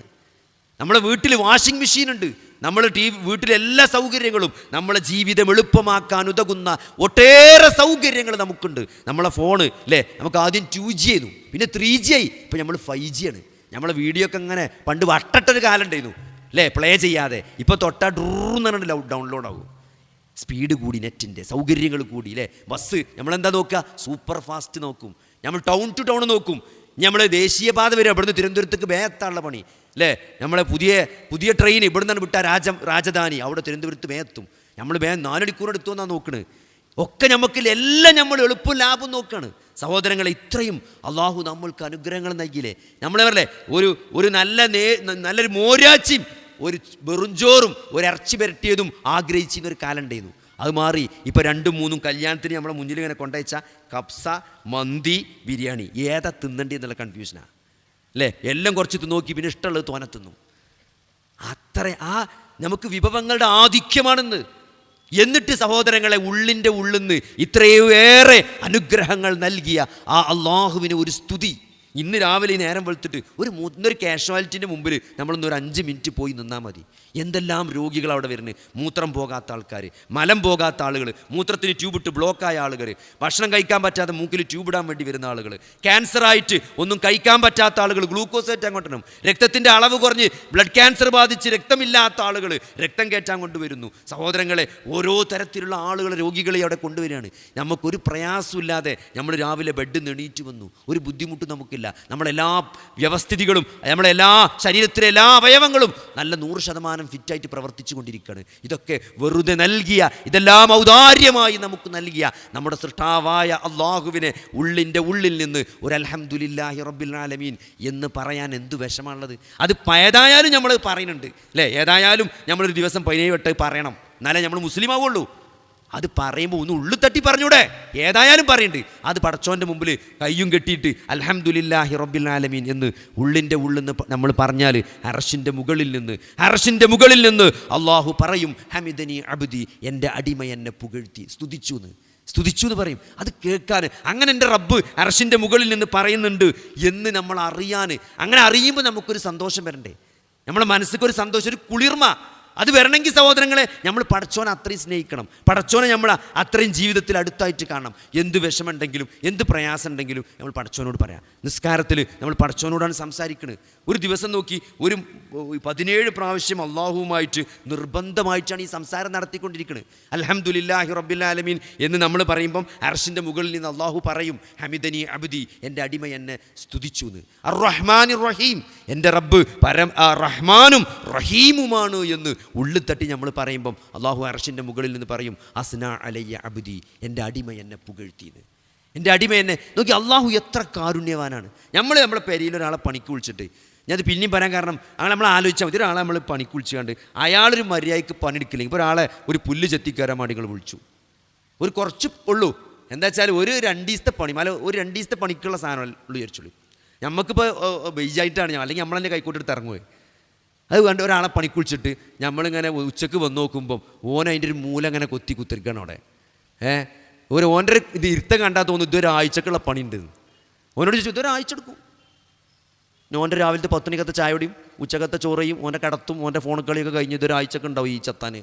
ഒരു ദിവസം നമ്മൾ പൈസ കൊടുക്കും, 2ാമത്തെ ദിവസം കൊണ്ട് രാവിലെ പറയും ഞായറാഴ്ച ഞാൻ കൊത്തിക്കൊണ്ടിച്ച് പോയി കുറയും. അതാണ് നമ്മളെ കാരുണ്യം എന്ന് പറഞ്ഞാൽ. പടച്ചോന്റെ കാര്യം നോക്കി, എന്തിനാ മനുഷ്യനെ സൃഷ്ടിച്ചത്? വമാ ഖലഖ്തുൽ ജിന്ന വൽ ഇൻസ ഇല്ലാ ലിയഅ്ബുദൂനി, എന്നെ മാത്രം ആരാധിക്കാൻ വേണ്ടിയാണ് ജിന്നുകളെയും മനുഷ്യനെയും അള്ളാഹു സൃഷ്ടിച്ചത്. എന്നിട്ട് നമ്മളെ ആരാധനൻ്റെ അവസ്ഥ എന്താ? നമ്മളെ ആരാധനൻ്റെ അവസ്ഥ എന്താ? നമ്മളെ നിസ്കാരത്തിൽ പടച്ചോനെ നമ്മൾ ഓർക്കുന്നുണ്ടോ? നമ്മൾ ആരാധന കൊണ്ട് പടച്ചോനുമായിട്ട് നല്ലൊരു ബന്ധം നമുക്ക് ഉണ്ടാക്കാൻ പറ്റിയിട്ടുണ്ടോ? പടച്ചോനുമായിട്ടുള്ള ബന്ധം കൊണ്ട് ഹറാമുകളിൽ നിന്ന് മാറി നിൽക്കാൻ നമുക്ക് പറ്റിയിട്ടുണ്ടോ? എത്ര ആളുകളാണ് ലോൺ എടുത്തുകൊണ്ടിരിക്കുന്നത്. ബാങ്കിൽ നിന്ന് ലോൺ എടുക്കാൻ ഒരു വിശ്വാസികൾക്ക് ഒരു മടിയില്ല. മാതാവിനെ വ്യഭിചരിക്കുന്നതിനേക്കാൾ ഗൗരവമാണ് പലിശ. പലിശൻ്റെ ഗൗരവം പറഞ്ഞിടത്ത് നിങ്ങൾ ആലോചിക്കണം. മാതാവിനെ വ്യഭിചരിക്കുന്നതിനേക്കാൾ ഗൗരവമുള്ളതാണ് പലിശ. പക്ഷേ എല്ലാവരും ലോൺ എടുക്കുകയാണ്. എന്തിനും അനങ്ങിയ ലോണാണ്. ബജാജ് സീറോ ഇൻട്രസ്റ്റ് എന്ന് പറഞ്ഞിട്ട്, എന്ത് സീറോ ഇൻട്രസ്റ്റ്? സീറോ ഇൻട്രസ്റ്റിന് പേരുള്ളൂ. എന്നിട്ട് പച്ച പലിശക്ക് പൈസ എടുക്കുക, കടം വാങ്ങുക, വായ്പ വാങ്ങുക, ഫോൺ വാങ്ങാൻ. എന്തിനാണ് ആലോചിക്ക്? ഫോൺ വാങ്ങാനൊക്കെയാണ് ആളുകൾ പലിശക്ക് പൈസ എടുക്കുന്നത്. പലിശയുമായി ഒരു ബന്ധം ഒരു വിശ്വാസിക്ക് ഉണ്ടാകാൻ പാടില്ല. അപ്പോൾ അവിടെ നിലപാടുകൾ എടുക്കാൻ നമുക്ക് സാധിക്കണം. ആ നിലപാടെടുക്കാൻ നമുക്ക് സാധിക്കണമെങ്കിൽ നമ്മൾ അല്ലാഹുവുമായിട്ടുള്ളൊരു ബന്ധം നമുക്ക് പടച്ചോൻ ആലോചിച്ചിട്ട് എൻ്റെ റബ്ബിനെ പറ്റി എന്ത് വിചാരിക്കും, എൻ്റെ റബ്ബ് എന്നെപ്പറ്റി എന്ത് വിചാരിക്കും ഞാൻ ഇപ്പോൾ പലിശ എടുത്താൽ, അങ്ങനെ ആലോചിക്കാൻ മാത്രമുള്ളൊരു ബന്ധത്തിലേക്ക്, അള്ളാഹുമായിട്ടൊരു അടുപ്പത്തിലേക്ക് ഒരു വിശ്വാസിക്ക് വളരാൻ സാധിക്കണം. അള്ളാഹു അത്രയും കാരുണ്യവാനാണ്. അർ-റഹ്മാനിർ റഹീം, മാലിക് യൗമിദ്ദീൻ, പ്രതിഫലത്തിൻ്റെ ദിവസം. യൗമുദ്ദീൻ എന്നൊരു ദിവസമുണ്ട്. യൗമുദ്ദീൻ എന്നൊരു ദിവസമുണ്ട്. അന്ന് അള്ളാഹുവിൻ്റെ അധികാരം മാത്രമേ ഉണ്ടാവുള്ളൂ. ഇവിടെ ബാബരി പള്ളി പൊളിച്ചു. നേരത്തെ പറഞ്ഞില്ലേ എത്ര വലിയ നീതികൂടം. ഇവിടെ നീതിപീഠം വരെ എന്ത് ചെയ്തു? നീതിപീഠം വരെ പക്ഷപാതം കാണിച്ചു. എന്നാൽ അള്ളാഹുവിൻ്റെ ഒരു കോടതി വരാണ്ട്, അവിടെ നീതി പുലരും, അവിടെ സത്യം പുലരും. ആ കോടതിയിൽ അള്ളാഹുവിന് മാത്രമായിരിക്കും അധികാരം. അവിടെ ഒരു സുപ്രീം കോടതി ജഡ്ജി ഉണ്ടാവില്ല, അവിടെ ഒരു പാർലമെൻറ്റ് ഉണ്ടാവില്ല, അവിടെ ഒരു രക്ഷാസമിതി ഉണ്ടാവില്ല, UN അസംബ്ലി ഉണ്ടാവില്ല. അവിടെ അള്ളാഹുവിൻ്റെ ഏകാധിരാജനായ അള്ളാഹുവിൻ്റെ അധികാരം മാത്രം വാഴുന്ന ഒരു വിചാരണ വരാണ്ട്. ആ വിചാരണയിലാണ് നമുക്ക് പ്രതീക്ഷ ഉള്ളത്. അതാണ് മാലിക് യൗമിദ്ദീൻ. ഒരു ദിവസം 17 പ്രാവശ്യമാണ് അള്ളാഹുവിനെ ആ വിചാരണ ദിവസം നമ്മളെ ഓർമ്മപ്പെടുത്തുന്നത്. ആ ഒരു ദിവസത്തിങ്കിലേക്കാണ് നമ്മൾ പോയിക്കൊണ്ടിരിക്കുന്നത്. അപ്പോൾ അള്ളാഹു അർശിൻ്റെ മുകളിൽ നിന്ന് പറയും, മജ്ജദനി അബ്ദി, എൻ്റെ അടിമ എന്നെ മഹത്വപ്പെടുത്തിയെന്ന്. ഇയ്യാക നഅ്ബുദു വ ഇയ്യാക നസ്തഈൻ. വല്ലാത്തൊരായത്താണത്. ഇയ്യാക നഅ്ബുദു വ ഇയ്യാക നസ്തഈൻ. ലോകത്ത് ഇറക്കപ്പെട്ട മുഴുവൻ വേദഗ്രന്ഥങ്ങളിലുമുള്ള എല്ലാ വേദഗ്രന്ഥങ്ങളിലും പറഞ്ഞതിൻ്റെ രത്ന ചുരുക്കമാണ് എന്ത്? ഇയ്യാക നഅ്ബുദു വ ഇയ്യാക നസ്തഈൻ.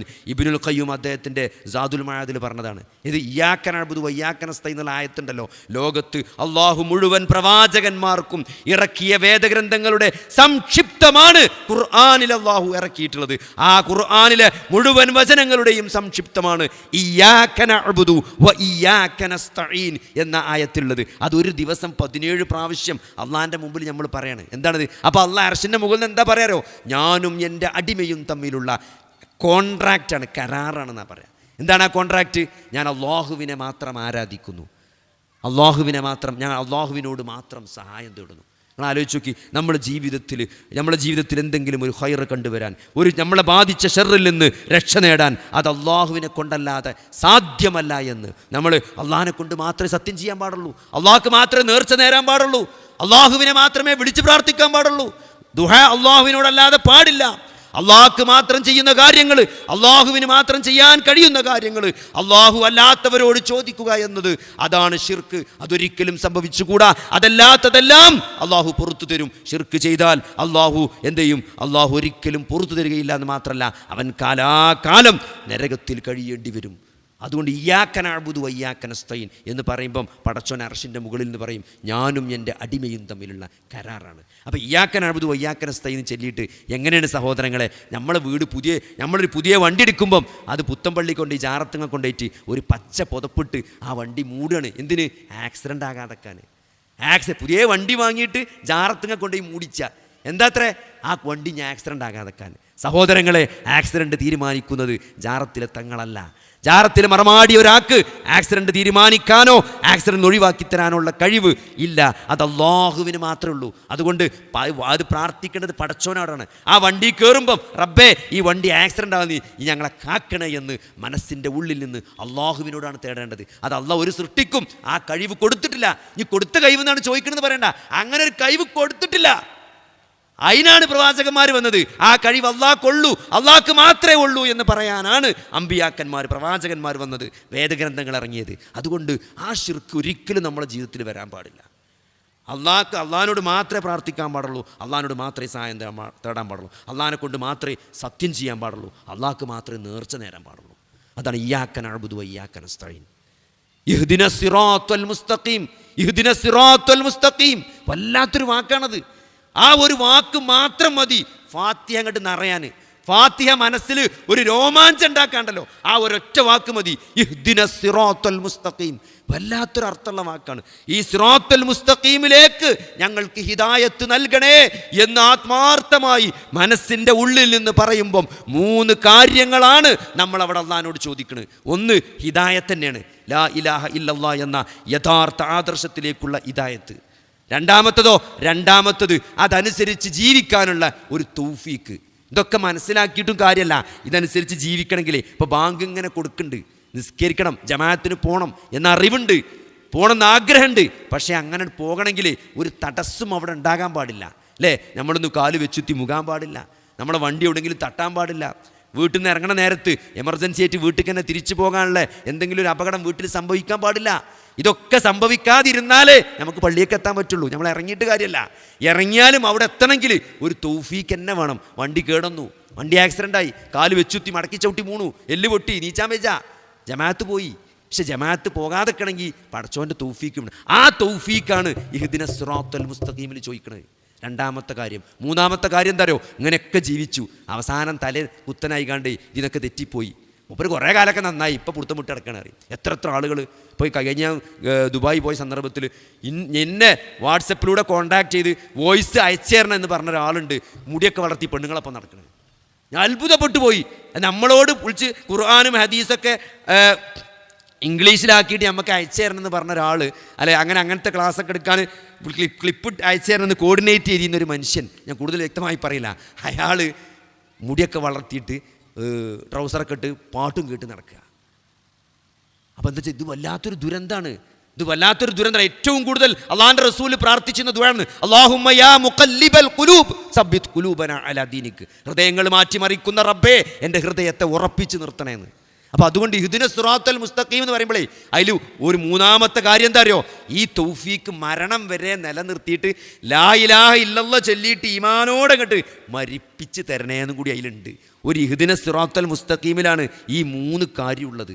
അത് മനസ്സിൻ്റെ ഉള്ളിൽ നിന്ന് ഒരു ദിവസത്തെ ഏതെങ്കിലും ഒരൊറ്റ ഫാത്തിഹയിൽ പോലും അത് ഉള്ളിൽ നിന്ന് വന്ന മുതലായില്ല ചങ്ങായിമാരെ നിസ്കാരം. അതും കൂടി വരുന്നില്ല. ആൾക്കാർ തെക്കുബീറിട്ടി സലാം വീട്ടി പോവുകയാണ്. എന്താ പറയണേ? കുറേ ഫോണൊക്കെ നോക്കും, അങ്ങോട്ട് കയറി വരുന്നു, നിസ്കരിച്ചു പോണു, അള്ളാഹനെ ഓർക്കണില്ല. അതുകൊണ്ട് സഹോദരങ്ങളെ, ഫാത്തിഹ എന്ന് പറഞ്ഞാൽ അള്ളാഹാനായിട്ടുള്ള സംസാരമാണ്. അതെങ്കിലും ഒന്ന് ആത്മാർത്ഥമായിട്ട് മനസ്സറിഞ്ഞ് മനസ്സ് തട്ടി ഉള്ളിൽ തട്ടി ഒരു ഫാത്തിഹെങ്കിലും ഓതിയാൽ നമ്മുടെ ജീവിതത്തിൽ വല്ലാത്ത മാറ്റം ഉണ്ടാവും. ഹറാമുകളിൽ നിന്ന് മാറി നിൽക്കാൻ പറ്റും. അള്ളാഹുവിനോടും റസൂലിനോടും സ്നേഹമുള്ളവരായി, നല്ല ബന്ധമുള്ളവരായി മാറും. ജീവിതത്തിൽ എന്ത് പ്രയാസം വന്നാലും കുലുങ്ങൂല. കാരണം ഇത് ജീവിതമാണ്, ഇത് പരീക്ഷണമാണ്. ഞാൻ എൻ്റെ റബ്ബിൻ്റെ അടുത്തേക്കാണ് പോണ്, അവിടെ എനിക്ക് എൻ്റെ റബ്ബ് തരുന്നതാണ്. എല്ലാ കാര്യത്തിനും പടച്ചവനോട് പ്രാർത്ഥിക്കുക നിരന്തരം, ചെറുതും വലുതിനൊക്കെ. കാരണം എന്താ അറിയോ, ഒരു വിശ്വാസി നാളെ മരിച്ചു ചെന്നിട്ട് ഓൻ്റെ കർമ്മങ്ങളുടെ രേഖ അങ്ങോട്ട് കയ്യിൽ കിട്ടുമ്പം ആ രേഖയിൽ ഓൻ ചെയ്യാത്ത കുറേ പ്രതിഫലങ്ങൾ രേഖപ്പെടുത്തിയിട്ടുണ്ടാവുന്നതാണ്. അപ്പോൾ റബ്ബിനോട് ചോദിക്കും, പടച്ചോൻ ഇതൊക്കെ എന്താണ്, ഇതൊക്കെ ഇവിടുന്നാണ്? അപ്പോൾ പടച്ചോൻ പറയുന്നതാണ്, ഇതൊക്കെ ദുനിയാവിൽ ഈ പ്രാർത്ഥിച്ചിട്ട് എനിക്ക് ഉത്തരം കിട്ടാത്ത കാര്യങ്ങൾക്ക് ദുആക്കുള്ള പ്രതിഫലം തന്നതാണ്. കുറേ കാര്യങ്ങൾ നമ്മൾ പടച്ചോനോട് ചോദിച്ചു, എൻ്റെ കുട്ടി പാസ്സാകണം, എൻ്റെ കുട്ടി പാസ്സായില്ല, 10 വട്ടം പരീക്ഷ ചെയ്തിട്ടും പാസ്സായില്ല. പക്ഷേ അതിനൊക്കെ അവിടെ തരും. ആ ദുആയൊക്കെ പ്രാർത്ഥനയാണ്, ഇബാദത്താണ്, അതൊക്കെ കൂലിയുള്ളതാണ്. അതിൻ്റെ കൂലി ഇങ്ങനെ നാളെ മരിച്ചു എന്നിട്ട് കാണുമ്പം ഒരു വിശ്വാസി അത്ഭുതം കൊണ്ട് പറയുന്നതാണ്, എൻ്റെ പടച്ചോനെ എൻ്റെ ദുനിയാവിലെ ഒരു പ്രാർത്ഥന സ്വീകരിച്ചിട്ടില്ലെങ്കിൽ എത്ര നന്നായിരുന്നു, അതിനൊക്കെ ഇവിടെ കിട്ടിയെന്നല്ലോ. അങ്ങനെ പറഞ്ഞു പോകുന്നതാണ്. അതുകൊണ്ട് പ്രാർത്ഥന ഒരിക്കലും നഷ്ടമല്ല. ചെറുതിനും വലുതിനും ഒക്കെ ദ്വാരന്നോളി, അതും ആത്മാർത്ഥമായിട്ട് ഇഖ്ലാസോടുകൂടി ദ്വാരന്നോളി. അതിനൊക്കെ ഇവിടുന്ന് തന്നെ കിട്ടും. ഇവിടുന്ന് ഇപ്പം കിട്ടിയില്ലെങ്കിൽ കുറച്ച് കഴിഞ്ഞാലെങ്കിലും കിട്ടും. ഇനി കുറച്ച് കഴിഞ്ഞ് കിട്ടിയില്ലെങ്കിൽ അത് ഏറ്റവും വലിയ ഖൈറാണ്, വലിയ കിട്ടൽ അവിടെ കിട്ടും. അതുകൊണ്ട് ഒന്നും ഒരു നഷ്ടമല്ല. ആ ഇഹ്ദിന, അപ്പോൾ ഒരു ഫാത്തിഹ ഓതുമ്പോൾ ഇതൊക്കെ ഒന്ന് മനസ്സിൽ തട്ടി, ഇഹ്ദിന സിറാത്തുൽ മുസ്തഖീം, ആ ശരിയായ ഹിദായത്ത് തരണേ, ജീവിക്കാനുള്ളൊരു തൗഫീക്ക് തരണേ, മരണം വരെ ഈമാൻ ഇഖ്ലാസൊക്കെ നിലനിർത്തി മരിപ്പിക്കണേ എന്ന് ഒരു ഇഹ്ദിന സിറാത്തുൽ മുസ്തഖീം ഇമാം ചെല്ലുമ്പം മനസ്സിൽ കൊണ്ടുവരാൻ കഴിഞ്ഞാൽ, സിറാത്തുല്ലദീന അൻഅംത അലൈഹിം, പ്രവാചകന്മാർ, സിദ്ദീഖീങ്ങൾ, സ്വാലിഹീങ്ങൾ, ശുഹദാക്കൾ സഞ്ചരിച്ച മാർഗ്ഗമാണിത്. ഇത് ഞാൻ മാത്രം പോയൊരു മാർഗ്ഗമല്ല, ഇത് കടന്നാ കുടുങ്ങിയല്ല. ചില ആൾക്കാരെ വിചാരം തരോ ഈ ദീനിൽ എന്ന് പറഞ്ഞാൽ ഒരു കടന്നാ കുടുങ്ങിയാണ്. ഇവിടെ ഇങ്ങനെ പോയി താടിയും വെച്ച് നല്ലൊരു പാൻറ്റും കുപ്പായും ഇടാൻ പറ്റാതെ ഒന്നും പറ്റാത്ത കുറേ ആൾക്കാർ എന്നാണ് വിചാരം. ഒരിക്കലുമില്ല സഹോദരങ്ങളെ. ജീവിതം ഏറ്റവും നന്നായി ആസ്വദിക്കുന്നവരാണ് വിശ്വാസികൾ. കാരണം ഒരു വിഷമമില്ല. നിങ്ങൾ അയച്ചു, ഒരു ആക്സിഡൻറ്റ് ഉണ്ടായിട്ട് ഒരു 2 ആൺകുട്ടികൾ 25ഉം 23ഉം വയസ്സായ ബൈക്കുമ്പോൾ പോയ ഏട്ടനും അഞ്ചനും ആക്സിഡൻ്റായി മരിച്ചിട്ട് ഒരു വെള്ളത്തുണി ഇട്ടുകാണ്ട് ഇങ്ങനെ മറച്ച് വെച്ചൊക്കെയാണ്, ഇങ്ങനെ അടച്ചിട്ടൊക്കെയാണ്. എന്നിട്ട് ഓല ഫോണിന്ന് ഓല മുഖത്ത് ഇങ്ങനെ, ഫോൺ ഇപ്പം സുഖമാണ്, പണ്ടത്തെ മാതിരിയല്ല. ഫോൺ ഇങ്ങനെ ആക്കി മയ്യത്തിൻ്റെ മുഖത്താക്കിയാൽ തുറക്കുപ്പോൾ. പണ്ട് നമുക്ക് പാസ്വേഡ് കിട്ടണമെങ്കിൽ പണിയായിരുന്നു. ഇപ്പം എല്ലാ ഫോണും ഒരു ഫേസാണ്. അപ്പം ഇങ്ങനെ ആക്കി മയ്യത്തുമാക്കിയാൽ മതി, ഫോൺ തുറക്കും. എന്നിട്ട് വാപ്പാന്ന് അടിച്ചാൽ അവൻ്റെ വാപ്പാൻ്റെ നമ്പർ വരും, അതിൽ വിളിച്ചാൽ മതി. നിങ്ങളെ മോൻ ഇവിടെ ആക്സിഡൻ്റ് ആയി കിടക്കുന്നുണ്ടെന്ന് പറയും. മരിച്ചു എന്ന് വല്ല കിടക്കണമല്ലോ, ആക്സിഡൻ്റ് ആയി കിടക്കണമെന്ന് ഞാൻ ബെരി അറിയും. അപ്പോൾ ഇങ്ങനെ നിങ്ങൾ ആ വരുന്ന സീനൊന്ന് ആലോചിച്ച് നോക്കി. 2 ആൺകുട്ടികൾ ഇങ്ങനെ, വാപ്പാൻ്റെ 2 ആൺകുട്ടികൾ 23ഉം 25ഉം വയസ്സായ ആൺകുട്ടികളങ്ങനെ വെള്ളത്തുണിയിട്ട് കടത്തിയേക്കണം അവിടെ. ആ സീന് കാണിക്കുമ്പം വിങ്ങിപ്പൊട്ടുന്നൊരു ഹൃദയമുണ്ട്. എന്ത് പറഞ്ഞിട്ട് ഞങ്ങൾ സമാധാനിപ്പിക്കുക? എന്തപ്പം നിങ്ങൾ പറയാം? വിശ്വാസിയായ നമുക്ക് പറയാണ്ട് എന്തൊക്കെ പറയാണ്ട് സഹോദരങ്ങളെ. പടച്ചോൻ തിരിച്ചു വിളിച്ചിന്. അതുകൊണ്ട് നിങ്ങൾ ക്ഷമിക്കണം, നിങ്ങൾക്ക് വലിയ പ്രതിഫലമുണ്ടെന്ന് പറയാം, വലിയ പ്രതിഫലം ഉണ്ടെന്ന് പറയാം. നിങ്ങൾ ആലോചിച്ച് എന്ത് അൽഹംദുലില്ലാഹ് ഇന്നാ ലില്ലാഹി വ ഇന്നാ ഇലൈഹി റാജിഊൻ എന്നാ പിതാവ് പറഞ്ഞാണ്ടല്ലോ അള്ളാഹ് പറയാണ്. ആ റൂഹിനെങ്ങനെ പിടിച്ചിട്ട് മലക്ക് ആകാശലോകത്തേക്ക് പോകുമ്പം അള്ളാഹു മലക്കിനോട് ചോദിക്കുന്നതാണ്, എൻ്റെ അടിമൻ്റെ കരളിൻ്റെ കഷ്ണത്തിൽ പറിച്ചും കൊണ്ടാണല്ലോ ഈ വരുന്നത്, എൻ്റെ അടിമ എന്താ പറഞ്ഞതെന്ന് ചോദിക്കുന്നതാണ്. അപ്പം മലക്ക് പറയും, അൽഹംദുലില്ലാഹ് ഇന്നാ ലില്ലാഹി വ ഇന്നാ ഇലൈഹി റാജിഊൻ എന്നാണ് എൻ്റെ അടിമ പറഞ്ഞെന്ന് പറയുമ്പം അള്ളാഹ്ക്ക് സന്തോഷമാണ്. അള്ളാഹ് എന്ത് പറയുന്നവരോ, ബന ബൈതം ഫിൽ ജന്ന, ഒരു സ്വർഗത്തിലൊരു പെരണ്ടാക്കി കൊടുക്കുക, സമ്മാഹു ബൈത്തുൽ ഹംദ്, ആ പെരക്ക് ബൈത്തുൽ ഹംദ് എന്ന് പേരിട്ടിട്ട് അത് ഓനം രജിസ്റ്റർ ചെയ്ത് കൊടുത്തലാണ്. നമ്മൾ ഈ ജീവിതം മുഴുവൻ ഖുർആൻ ഓതി നോമ്പ് നോറ്റ് ഇങ്ങനെ പ്രയാസപ്പെട്ട് കഷ്ടപ്പെട്ട് ജീവിച്ചത് എന്തിനാണ്? ആ ഒരു സ്വർഗം കിട്ടാനാണ്. ആ സ്വർഗം പടച്ചോൻ തരികയാണ്. എന്തിന്? ഒരു അൽഹംദുലില്ലാഹ് ഇന്നാ ലില്ലാഹി വ ഇന്നാ ഇലൈഹി റാജിഊൻ. നമ്മൾ ജീവിതം സാക്ഷാത്കരിക്കപ്പെട്ടു. അതൊരു വിശ്വാസിയോടെ പറയാൻ പറ്റുള്ളൂ. നിങ്ങൾക്ക് പടച്ചോൻ വലിയ പ്രതിഫലം നൽകുമെന്ന്. വിശ്വാസമില്ലാത്ത ഒരാളോട് എങ്ങനെയാണ് സമാധാനിപ്പിക്കുക? എങ്ങനെ സമാധാനിപ്പിക്കുക? പിന്നെ പറയാ, തൗഹീദുള്ള മക്കളാണോ? അള്ളാഹനെ മാത്രം വിളിച്ച് പ്രാർത്ഥിക്കുന്നവരാണോ? തൗഹീദുള്ള ശിർക്കില്ലാത്ത മക്കളാണോ? കൂടുതൽ അമലൊന്നുമില്ലെങ്കിലും കുറച്ചൊക്കെ തോന്നിയാസങ്ങളൊക്കെ ചെയ്തിട്ടുണ്ടെങ്കിലും ശരിയായ തൗഹീദുള്ള മക്കളാണെങ്കിൽ നിങ്ങളുടെ കുളിർമക്ക് വേണ്ടി നിങ്ങളെ മക്കളെ അള്ളാഹു നാളെ സ്വർഗത്തിലാക്കി തരുന്നതാണ്. അതൊക്കെ സമാധാനിക്കാൻ ഇതിനേക്കാൾ വേറെ എന്താ ഉള്ളത്? എൻ്റെ മക്കൾ ശിർക്ക് ചെയ്തിട്ടില്ല എന്ന് നമുക്ക് ഉറപ്പ് വരുത്തിയാൽ നാളെ കുറച്ച് നരകത്തിൽ കിടന്നാലും നമ്മളെ സമാധാനത്തിന് സ്വർഗത്തിലേക്ക് അവരെ കൊണ്ടുവരുന്നതാണ്. ഖുർആനിലുള്ളതാണ്. സൂറത്ത് തൂറെടുത്ത് ഓതി നോക്കി കാണാം, ആയത്തിൽ കാണാം. മാതാപിതാക്കളുടെ കുളിർമക്ക് വേണ്ടി മക്കളെ സ്വർഗത്തേക്കാക്കി കൊടുക്കുക. എപ്പോൾ? മക്കൾക്ക് തൗഹീദ് വേണം. മക്കൾ ജാറത്ത് പോയി കണ്ട് കുമ്പിടുന്ന ആൾക്കാരാകരുത്, ജാറത്തിനെ തവാഫ് ചെയ്യുന്നവരാകരുത്. അള്ളാഹനെ മാത്രം വിളിച്ച് പ്രാർത്ഥിക്കുന്ന, കഅബത്ത് പോയി തവാഫ് ചെയ്യുന്ന ആൾക്കാർക്ക് കിട്ടുള്ളൂ. അതല്ലാതെ ഭയങ്കര നഷ്ടമാണ്. അതുകൊണ്ട് സഹോദരങ്ങളെ, ഈ ഒരു തൗഹീദാണ് നമ്മൾ ജീവിതത്തിൽ പകർത്തേണ്ടത്. ഈ തൗഹീദ് പഠിക്കാനും പ്രചരിപ്പിക്കാനും വേണ്ടിയാണ് അമ്പിയാക്കന്മാർ ഭൂമിയിലേക്ക് വന്നത്. ആ മാർഗത്തിലാണ് നമ്മളുള്ളത്. അതുകൊണ്ട് ഇതൊക്കെ ഇവിടെ ഈ ജീവിതം ഇയ്യാക നഅ്ബുദു വ ഇയ്യാക നസ്തഈൻ ഇഹ്ദിനസ് സിറാത്തൽ മുസ്തഖീം സിറാത്തൽ ലദീന അൻഅംത അലൈഹിം ഗൈറിൽ മഗ്ളൂബി അലൈഹിം വലദ്ദാല്ലീൻ. രണ്ട് കൂട്ടർ ഈ മാർഗത്തിൽ നിന്ന് തെറ്റിപ്പോയിട്ടുണ്ട്. ഒന്നാരറിയോ? ഇതൊക്കെ പഠിച്ച് മനസ്സിലാക്കിയിട്ട് ജീവിക്കാതെ പോയവർ, യഹൂദന്മാരെ പോലത്തെ ആളുകൾ. അവർക്കെല്ലാം അറിയാം, പക്ഷെ ഓരതിന് കിട്ടൂല. രണ്ടാമത്തതോ, ഇതൊന്നും പഠിക്കാൻ ശ്രമിക്കാതെ വഴിപിഴച്ചു പോയ ക്രിസ്ത്യാനികളെ പോലെയുള്ള ആളുകൾ. ഈ രണ്ട് കൂട്ടരും എന്നെ ചേർക്കല്ലേ എന്ന് പറയുമ്പം മലക്കുകളും മനുഷ്യരും ഒന്നിച്ചാമീൻ പറയുന്നതാണ്. ആമീൻ എന്ന് പറയുമ്പോൾ മലക്കുകളും പറയുന്നതാണ്. നിങ്ങൾ ആലോചിച്ച് നോക്കി, എന്തൊരു വലിയ സദസ്സാണ്. ഒരു ഫാത്തിഹ എന്ന് പറഞ്ഞ ഒരു സംഭവമാണ്. മലക്കുകളും മനുഷ്യരും ഈ കുറേ പ്രാർത്ഥന, ഇഹ്ദിനസ് സിറാത്തൽ മുസ്തഖീം എന്ന് തുടങ്ങിയ പിന്നെ ഫുള്ള് പ്രാർത്ഥനയാണ്. ഇഹ്ദിനസ് സിറാത്തൽ മുസ്തഖീം സിറാത്തൽ ലദീന അൻഅംത അലൈഹിം ഗൈറിൽ മഗ്ളൂബി അലൈഹിം വലദ്ദാല്ലീൻ. ആമീൻ എന്ന് മനുഷ്യരും മലക്കുകളും ഒന്നിച്ച് പറയുമ്പം അള്ളാഹു അർശിൻ്റെ മുകളിൽ നിന്ന് വിളിച്ചു പറയും, എൻ്റെ അടിമ ചോദിക്കുന്നത് മുഴുവൻ അവനുണ്ട് എന്ന് പറയുന്നത്. അങ്ങനെയാണ് ഒരു ഫാത്തിഹ അവസാനിക്കുന്നത്. ഇങ്ങനത്തെ 17 മിനിമാണ്. ഇനി 12, 14, 16 റവാത്തിബ് നിസ്കരിച്ച പോലെ എത്ര ഫാത്തിഹ ഓതുന്നുണ്ടെന്ന് ആലോചിച്ച് നോക്കി. ഈ ഒരു ഫാത്തിഹയൊക്കെ ആത്മാർത്ഥമായിട്ട് നമ്മൾ പടച്ചോൻ്റെ മുമ്പിൽ ആത്മാർത്ഥമായിട്ട് ഓതിയാൽ നമ്മളും പടച്ചോനും തമ്മിൽ എന്തൊരു ബന്ധം ഉണ്ടാവും. നമ്മളും പടച്ചോനും തമ്മിൽ വല്ലാത്തൊരു അടുപ്പമായിരിക്കും, വല്ലാത്തൊരു സ്നേഹമായിരിക്കും. എന്ത് പ്രതിസന്ധി വന്നാലും പിന്നെ ഒരു വിശ്വാസി തളരൂല. കാരണം എന്താ? എൻ്റെ റബ്ബ് കാണുന്നുണ്ടല്ലോ, എൻ്റെ റബ്ബാണല്ലോ എനിക്ക് തന്നത്. നിങ്ങൾ നോക്കി, ജീവിതത്തിൽ ദുരിതങ്ങൾ ബാധിച്ചത്, ഏറ്റവും കൂടുതൽ പ്രയാസങ്ങൾ ബാധിച്ചത് അമ്പിയാക്കന്മാരാണ്. നമുക്ക് പടച്ചോന് നമ്മളോട് സ്നേഹമുള്ളത് കൊണ്ടാണ് സംഭവിക്കുന്നത്. ഏറ്റവും കൂടുതൽ പരീക്ഷണങ്ങൾ ഏറ്റുവാങ്ങിയവർ പ്രവാചകന്മാരാണ്. അള്ളാഹിൻ്റെ റസൂൽ നോക്കി, ബാപ്പല്ലാതെ ജനിച്ചു വീണു. 6-ാമത്തെ വയസ്സിൽ മാതാവ് നഷ്ടപ്പെട്ടു. 8-ാമത്തെ വയസ്സിൽ വല്യാപ്പ നഷ്ടപ്പെട്ടു. നിങ്ങൾ നോക്കി, ആരോരുമില്ലാതെ ദരിദ്രനായ അബൂ ത്വാലിബിൻ്റെ വീട്ടിലാണ് നബി ജീവിച്ചത്. അബൂ ത്വാലിബിൻ്റെ വീട്ടിലാണ്. അബ്ദുൽ മുത്തലിബിൻ്റെ മക്കളിൽ ഏറ്റവും ദരിദ്രനായിരുന്നു അബൂ ത്വാലിബ്. അബൂ ത്വാലിബിനെയാണ് അബ്ദുൽ മുത്തലിബ് മരിക്കാൻ നേരത്ത് നബിൻ്റെ കൈ പിടിച്ചേൽപ്പിക്കുന്നത്. മുഹമ്മദിനെ നീ നോക്കണമെന്ന് പറഞ്ഞത് അബൂ ത്വാലിബിനോടാണ്. കാരണം എന്താ?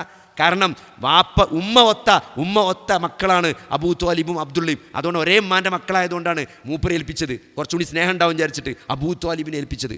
നബി സല്ലല്ലാഹു അലൈഹി വസല്ലമ ഖദീജ ബീവിയെ കല്യാണം കഴിച്ച് വീട് മാറിപ്പോയപ്പോൾ ആ അബൂ ത്വാലിബിൻ്റെ വീട്ടിൽ നിന്ന് അലിനും കൂട്ടിക്കൊണ്ടേ. ഞാനൊക്കെ എന്താ വിചാരിച്ചിനറിയോ? പേടിക്കൊണ്ടേതാണ്. നമ്മുടെ നാട്ടിൽ അങ്ങനെ ഉണ്ട്. ഗൾഫിൽ പോയാൽ എളാപ്പാൻ്റെ മൂത്താപ്പാൻ്റെ ഒരു കുട്ടീനെ പെരി കൊണ്ടാക്കും, പേടിക്ക്. ഞാനും വിചാരിച്ച അലീനെ കൂട്ടിപ്പോയത് നബി പേടിക്കാ, കച്ചവടത്തിന് പോകണല്ലേ, ഒരാളുണ്ടായിക്കോട്ടെ വെച്ചിട്ടാണ്. അങ്ങനല്ല, സീറ വായിച്ചപ്പോഴാണ് മനസ്സിലായത്. സീറയിൽ പറഞ്ഞാൽ എന്താ അറിയോ? അബൂ ത്വാലിബ് ദരിദ്രനായിരുന്നു. അബൂ ത്വാലിബിൻ്റെ വീട്ടിൽ പട്ടിണിയായിരുന്നു. അവിടെ ഉള്ളവർക്ക് തന്നെ തിന്നാനല്ല. അപ്പോൾ ഒരാളെ എണ്ണം കുറഞ്ഞാൽ ബാക്കിയുള്ളവർക്ക് എങ്ങനെ മര്യാദയ്ക്ക് തിന്നാലെ വിചാരിച്ചിട്ടാണ് അലീനെ നബി കൊണ്ടുപോയത്.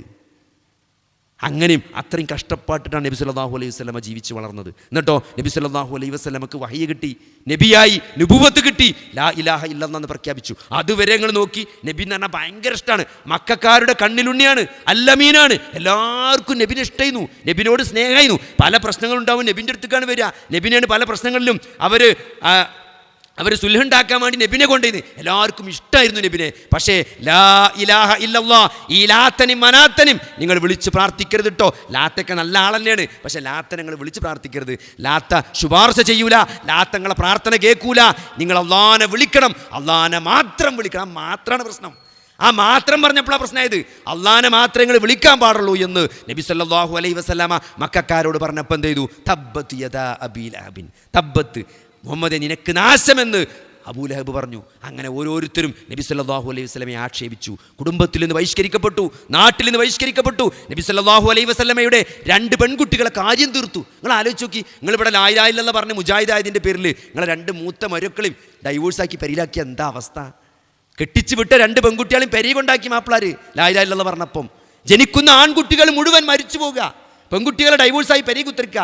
കിട്ടുന്നതാണ് ആൺകുട്ടികൾ മുഴുവൻ മരിച്ചു പോകുക, നാട്ടിൽ നിന്നും വീട്ടിൽ നിന്നും പുറത്താക്കപ്പെടുക. അവസാനം 3 വർഷം മലഞ്ചെരിവിൽ തിന്നാൻ കിട്ടാതെ പട്ടിണി കിടക്കുക. ലാസ്റ്റ് ആകെ ആശ്വാസമായിരുന്ന അബൂ താലിബ് മരിച്ചു പോകുക, ആശ്വാസമായിരുന്ന ഖദീജ ബീവി മരിച്ചു പോകുക, അവസാനം നാട് വിട്ടുപോകുക. ഇത്രയും വലിയ ദുരന്തം ഏറ്റുവാങ്ങിയ ഒരു ലോക നേതാവിനെയും ജീവിതത്തിൽ കാണാൻ സാധിക്കൂല, ചരിത്രത്തിൽ കാണാൻ സാധിക്കൂല. നിങ്ങൾക്ക് ഇത്രയും പ്രതിസന്ധികളിലൂടെ കടന്നുപോയ മഹാനായ പ്രവാചകൻ, ആ നബിൻ്റെ ചരിത്രം അങ്ങനെ വായിക്കുമ്പോൾ കണ്ണിന്ന് വെള്ളം അങ്ങനെ ഉറ്റുപോകും. നമ്മളിപ്പോൾ എന്താ, നമ്മൾ ഇറാഖുയിൽ പോയി ഇരിക്കുക എന്ന് പറഞ്ഞാൽ നമ്മളെന്താ വിചാരിച്ചോ? നമ്മളെ താഴത്തെ അതിൽ പാടത്തിൻ്റെ അവിടെ നല്ല AC നല്ല തണുപ്പുള്ളൊരു ഗുഹയിൽ ഇങ്ങനെ പോയി കുത്തിരിക്കുക. ആ പെരിയിൽ നിന്ന് ഇറാഖുയിക്കുള്ളൊരു നടത്തണം നടന്നാൽ നമ്മൾ പൗതിക്ക് മുകും വീടും. ക്ഷീണിച്ചിട്ട്. അത്രയും ദൂരമുണ്ട് ഇറാ ഗുഹയ്ക്ക്. അവിടെ പോയിരുന്ന് ആ ചൂടത്തുകൂടെ ആ നടന്നു എന്ന് പറയുമ്പോൾ ഇന്ന് നിങ്ങൾ പോയി നടന്നു നോക്കി, അന്നുള്ള സൂര്യൻ ഇന്നുള്ള സൂര്യൻ, ആ ചൂടൻ എപ്പോഴും അവിടെയുള്ള ചൂട്. ആ ചൂടിലൂടെയാണ് നബി സല്ലല്ലാഹു അലൈഹി വസല്ലമ ആ നാൽക്കവലയിലും അങ്ങാടിയിലൊക്കെ പോയിട്ട് ലാ ഇലാഹ ഇല്ലല്ലാഹ് പറഞ്ഞത്. ആ അത്രയും ജീവിതത്തിൽ പ്രയാസങ്ങൾ ഏറ്റുവാങ്ങിയ ഒരു പ്രവാചകനെ ചരിത്രത്തിൽ കാണാൻ സാധ്യമല്ല. ആ നബി സല്ലല്ലാഹു അലൈഹി വസല്ലമ ഓരോ പ്രവാചകന്മാരും, യൂസുഫ് നബിൻ്റെ കഥ ഉണ്ട് ഖുർആനിൽ. യൂസുഫ് നബിൻ്റെ കഥ ഒരൊറ്റ സൂറത്തിൽ ആദ്യം മുതൽ അവസാനം വരെ യൂസുഫ് നബിൻ്റെ കഥ. എന്തേ സഹോദരങ്ങളെ ഇത്രമാത്രം പറയാനുള്ളൊരു കഥ? യാക്കൂബ് നബിയുടെ 12 മക്കളെ ചരിത്രമാണ് പറയുന്നത്. എന്താണ് യാക്കൂബ് നബി ഏറ്റവും പേടിച്ച കാര്യം എന്താണോ അതുതന്നെ സംഭവിച്ചു. അതാണ് പരീക്ഷണം എന്ന് പറഞ്ഞാൽ. നമുക്ക് പേടിയുള്ള വിഷയത്തിലാണ് പടച്ചോൻ പരീക്ഷിക്കുക. ഇപ്പം ഭയങ്കര മൊയലാളി, ഭയങ്കര പൈസക്കാരനായ ഒരാളുടെ നമ്മുടെ നാട്ടിൽ, അയാൾക്ക് പൈസ ഒരു വിഷയമല്ല. നിങ്ങളിപ്പോൾ പറയണേ അയാളെ ഫർണിച്ചർ ഷോപ്പ് കത്തുണ്ട് പറഞ്ഞാൽ അത് സാരല്ല, അതാണ് എല്ലാം കത്തിയാണ് തീർന്നോളൂ എന്നറിയും, ഒരു പ്രശ്നമില്ല. പക്ഷേ അയാൾക്ക് അയാളുടെ മകൻ എന്ന് പറഞ്ഞാൽ ജീവനാണ്. ഇപ്പോൾ പടച്ചോനെ ഫർണിച്ചർ ഷോപ്പ് കത്തിയാൽ അയാൾ പരീക്ഷിക്കപ്പെടൂല. പക്ഷേ മകന് ക്യാൻസറാണ്, അയാൾ പരീക്ഷിക്കപ്പെടും. അവിടെയാണ് പിടിക്കുക. സ്നേഹമുള്ളോടത്താണ് പടച്ചോൻ പിടിക്കുക. നമ്മൾ കുലുങ്ങിനോടത്താണ് പടച്ചോൻ കുലുക്കുക. അല്ലാതെ 3-4 ഷോപ്പ് കത്തി കോടികളുടെ നഷ്ടം ഉണ്ടായി എന്ന് പറഞ്ഞാൽ മുമ്പ് ചിരിച്ചും ചിലപ്പം. പക്ഷേ മകൻ എന്തെങ്കിലും പറ്റിയാൽ മുമ്പ് ചിരിച്ചില്ല. അപ്പോൾ മകന് പറ്റും, അവിടെയാണ് പരീക്ഷണം. നോക്കി യാക്കൂബ് നബി പറയുന്നുണ്ട് യൂസുഫിൻ്റെ കാര്യത്തിലാണ് ഇച്ച് പേടി. അതന്നെ ഉണ്ടായത്, ആ പേടി പോലെ സംഭവിച്ചു. യൂസുഫ് നബിൻ്റെ കാര്യങ്ങൾ എടുത്തു നോക്കി, നമ്മളൊന്നും ആലോചിക്കില്ലല്ലോ. ഒരു ആയുസ് മുഴുവൻ ജയിലിൽ കിടക്കുകയാണ്, നല്ല ജീവിതത്തിൻ്റെ ഒരു കാലഘട്ടം മുഴുവൻ ജയിലിൽ കിടക്കുകയാണ്. എന്തിന്? ചെയ്യാത്ത കുറ്റത്തിന്. എന്നിട്ടോ ഇതൊക്കെ പടച്ച അവസാനം തിരിച്ചു കൊണ്ടുവരികയാണ്. പടച്ചങ്ങനെ പറയുന്നുണ്ട് ലാസ്റ്റ് യൂസുഫ്, നീയാണോ യൂസുഫ് എന്ന് സഹോദരന്മാർ ചോദിക്കുന്നുണ്ട് ഖുർആനിൽ. അതിന് ശേഷമൊക്കെയുള്ള ആയത്തുകൾ ഓതിയാൽ ഇങ്ങനെ ഹൃദയം ഇങ്ങനെ പെടക്കും. ഇതൊക്കെ എന്താ, നമുക്കിത് ഒരു കഥയാണ്, ഇതൊരു ജീവിതമാണ്, ഒരാളുടെ ജീവിതമാണിത്. പക്ഷെ എന്താണ് അത്? പടച്ചോൻ്റെ പരീക്ഷണമാണ്. അപ്പോൾ പ്രവാചകന്മാർ, ഇബ്രാഹിം നബി, നിങ്ങൾ ആലോചിച്ച് നോക്കി, ആ മണലാരണ്യത്തിൽ മക്കളെയും ഭാര്യനെയും ഉപേക്ഷിച്ച് പോണ്. അതെന്താ? പടച്ചോൻ പറഞ്ഞിട്ടാണ്. അതൊക്കെ ജീവിതത്തിൽ വലിയ വലിയ പരീക്ഷണങ്ങൾ ഏറ്റുവാങ്ങിയ പ്രവാചകന്മാരുടെ ചരിത്രമാണ് ഖുർആൻ നമുക്കിങ്ങനെ ഇട്ടിരുന്നത്. സൂറത്തുൽ കഹ്ഫ് എല്ലാ വെള്ളിയാഴ്ച നമ്മളെ കൊണ്ട് പടച്ചോൻ ഇങ്ങനെ ഓദിക്കാണ്. എന്താ അപ്പോൾ എല്ലാ വെള്ളിയാഴ്ച അൽ കഹ്ഫ് ഓതാം. ആദ്യത്തെ 10 ആയത്ത് ഓതിയാൽ ദജ്ജാലിന് സംരക്ഷണം കിട്ടുന്നു. അതുകൊണ്ടപ്പം അങ്ങനെ ഓതിന് നമ്മൾ നോക്കി. ഒരു സംഘം യുവാക്കൾ ഗുഹയിലകപ്പെടുകയാണ്. എന്തിനാണ് ഒരു ഗുഹയിലകപ്പെട്ടത്? അല്ലാത്തോലെ വിളിച്ച് പ്രാർത്ഥിക്കണം, അള്ളാഹു അല്ലാത്തവരെ ആരാധിക്കാൻ വേണ്ടി ഭരണാധികാരി നിർബന്ധിച്ചപ്പോഴേ ഒരു ഓടി ഒളിച്ചതാണ്. പറ്റൂല, സമ്മതിക്കൂല, അല്ലാത്തോലെ ഞങ്ങൾക്ക് ആരാധിക്കാൻ പറ്റൂല എന്ന് പറഞ്ഞ് ഓലൊരു ഗുഹയിൽ അഭയം പ്രാപിച്ചു എന്നാണ്. എന്നിട്ട് അള്ളാഹു അവരെ സംരക്ഷിച്ച കഥ അത്ഭുതത്തിൻ്റെ കഥയാണ്. ഏത്? അള്ളാഹുവിൽ അഭയം പ്രാപിച്ച, അള്ളാഹുവിനെ മാത്രം ആരാധിക്കാൻ അവർ തയ്യാറായപ്പോൾ, അള്ളാഹു അല്ലാത്തതിനെ ഞങ്ങൾ ആരാധിക്കുകയില്ല എന്ന് അവർ പ്രഖ്യാപിച്ചപ്പോൾ, അവർ അഭയം പ്രാപിച്ചപ്പോൾ അള്ളാഹു അവരെ 300 വർഷം ഉറക്കിയെന്നാണ്. അതിങ്ങനെ എല്ലാ വെള്ളിയാഴ്ച നമ്മളെ കൊണ്ട് ചെല്ലിപ്പിക്കണം. എന്തിനാണ്? ഇവിടെ ഭരണാധികാരികൾ വരും, നിർബന്ധിക്കും. നമ്മളെന്തില്ല? തൗഹീദിൽ അടിയുറച്ച് നിൽക്കാല്ലേ പാടാണ് നമ്മൾ അള്ളാഹു പഠിപ്പിക്കുന്നത്. ഓരോ ഖുർആനിലെ ഓരോ ചരിത്രത്തിനും നമുക്ക് നമ്മളെ ജീവിതത്തിലേക്ക് കൊണ്ടുവരാണ്ട്. മൂസാ നബിൻ്റെ കഥ, ഫിർഔൻ്റെ കഥ, ജനിക്കുന്ന ആൺകുട്ടികളെ മുഴുവനും കൊല്ലുന്ന ഒരു രാജാവ്, മൂസാ നബിൻ്റെ മാതാവ്. മൂസാ നബിൻ്റെ മാതാവ് ആ കുട്ടീനെ അങ്ങനെ ആ പേടകത്തിലാക്കിയിട്ട് ആ നദിയിലേക്ക് ഇടുന്ന സീനൊക്കെ നിങ്ങൾ ആയത്തൊക്കെ ഒന്നുകൂടി അർത്ഥറിഞ്ഞ് ഏതെങ്കിലും ഒരു തഫ്സീർ, സുന്നിയോ മുജാഹിദങ്ങൾ ഏത് വലിയ കാസി ചെയ്ത തഫ്സീറായാലും അതിൻ്റെ ഒരു മലയാളെങ്കിലും അതിൻ്റെ അർത്ഥം ആ അള്ളാഹ് പറയുന്ന ഓരോ ആയത്ത് മൂസാ നബിൻ്റെ മാതാവിൻ്റെ പേടിയൊക്കെ ഉണ്ടായില്ല. നിങ്ങൾ ആലോചിച്ചൊക്കെ, നമ്മളൊരു കുട്ടീനെ, ഒരു ഉമ്മ ഒരു കുട്ടീനെ കൊട്ടയിലാക്കി കണ്ട് വെള്ളത്തിൽ കണ്ടിടുക എന്ന് പറയുമ്പം സഹോദരങ്ങളെ, ആ വെള്ളത്തിൽ ആ കൊട്ട ഇങ്ങനെ പോകുമോ, ചെരിയോ മറിയോ മുങ്ങോ, അതങ്ങനെ അങ്ങോട്ട് പോകുമോ ഇങ്ങോട്ട് പോകുമോ, അതെവിടെ എത്തും എന്നുള്ളത് അത് ഇന്ന ആരെ കയ്യിലാ കിട്ടുക, ഇതൊന്നുമില്ല. പടച്ചോൻ പറയാണ് ഇട്ടോ, തിരിച്ച് കൊണ്ടുവരുന്നതാണ്, നിന്നിലേക്ക് തിരിച്ച് ഞാൻ കൊണ്ടുവരും, അവനെ പ്രവാചകനാക്കും. അള്ളാഹ് പറയാണ്, ആ ധൈര്യമാണ്. അള്ളാഹ് പറയാണ് ഇത് പ്രവാചകനാക്കും, തിരിച്ചു തരും. അപ്പം അങ്ങോട്ട് എന്തൊക്കെ പേടി കൊണ്ടാണ് അവിടെ അള്ളാഹു പറയുന്നുണ്ട്, അവരുടെ കൽബിനെ ഞാൻ ഉറപ്പിച്ചു നിർത്തിയില്ലായിരുന്നുവെങ്കിൽ.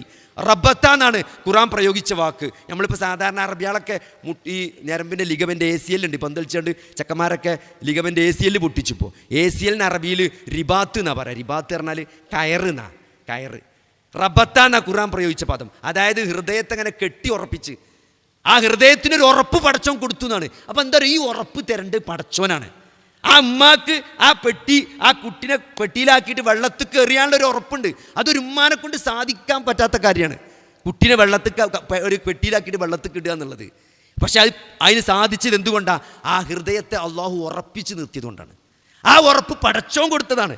അപ്പോൾ ഏത് പ്രതിസന്ധിയിലും പ്രയാസത്തിലും ഇവിടെ നിലനിൽക്കണമെങ്കിൽ ആത്മഹത്യ ചെയ്യാതെ, മനസ്സ് തളരാതെ, ബേജാറാകാതെ നിൽക്കണമെങ്കിൽ നമ്മളെ ഹൃദയം പടച്ചോൻ ഉറപ്പിച്ച് നിർത്തണം.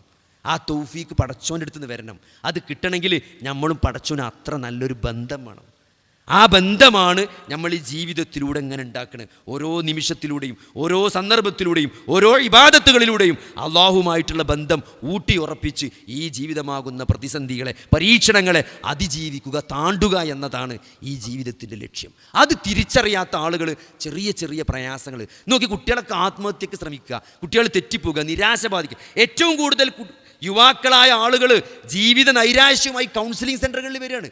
എന്താ പ്രശ്നം ചോദിച്ചാൽ ഒന്നുമില്ല, കിട്ടാതെ പോയത് ഒരു ഫോൺ വാങ്ങിക്കൊടുക്കാനിട്ട്, അല്ലെങ്കിലോ വണ്ടിക്ക് പ്രശ്നം, ഇങ്ങനെ ചെറിയ ചെറിയ കാര്യങ്ങൾ, എല്ലാം നമുക്കില്ലാത്ത കാര്യങ്ങൾ. നമ്മളിപ്പോൾ എന്താ നോക്കണറിയോ? നമുക്ക് എന്താ ഇല്ലാത്ത നോക്കണേ? ചിപ്പോൾ നല്ലൊരു ഐഫോൺ ഇല്ലല്ലോ, ചിപ്പോൾ നല്ലൊരു കാറില്ലല്ലോ. ഇവിടെ ഉള്ളതിനെ പറ്റി ചർച്ചല്ല. നമുക്ക് എന്തെല്ലാം അനുഗ്രഹങ്ങൾ നമ്മളെ കയ്യിലിട്ട് അതിനെപ്പറ്റി അസംതൃപ്തിയാണ്. മറ്റുള്ളവരുടെ കയ്യിൽ നമുക്കില്ലാതെ പോയത്, നമുക്ക് നഷ്ടപ്പെട്ടതും നമുക്കില്ലാതെ പോയതിനെ പറ്റിയുമുള്ള വേവലാതിയാണ് ജീവിതത്തെ ഇങ്ങനെ നിരാശയിലേക്ക് എത്തിക്കുന്നത്. അള്ളാഹുവിൻ്റെ റസൂൽ പറഞ്ഞ എത്രയാണ് ദുനിയാവിൻ്റെ കാര്യത്തിൽ താഴെയുള്ളവരിലേക്ക് നോക്കാനാണ് പറഞ്ഞത്.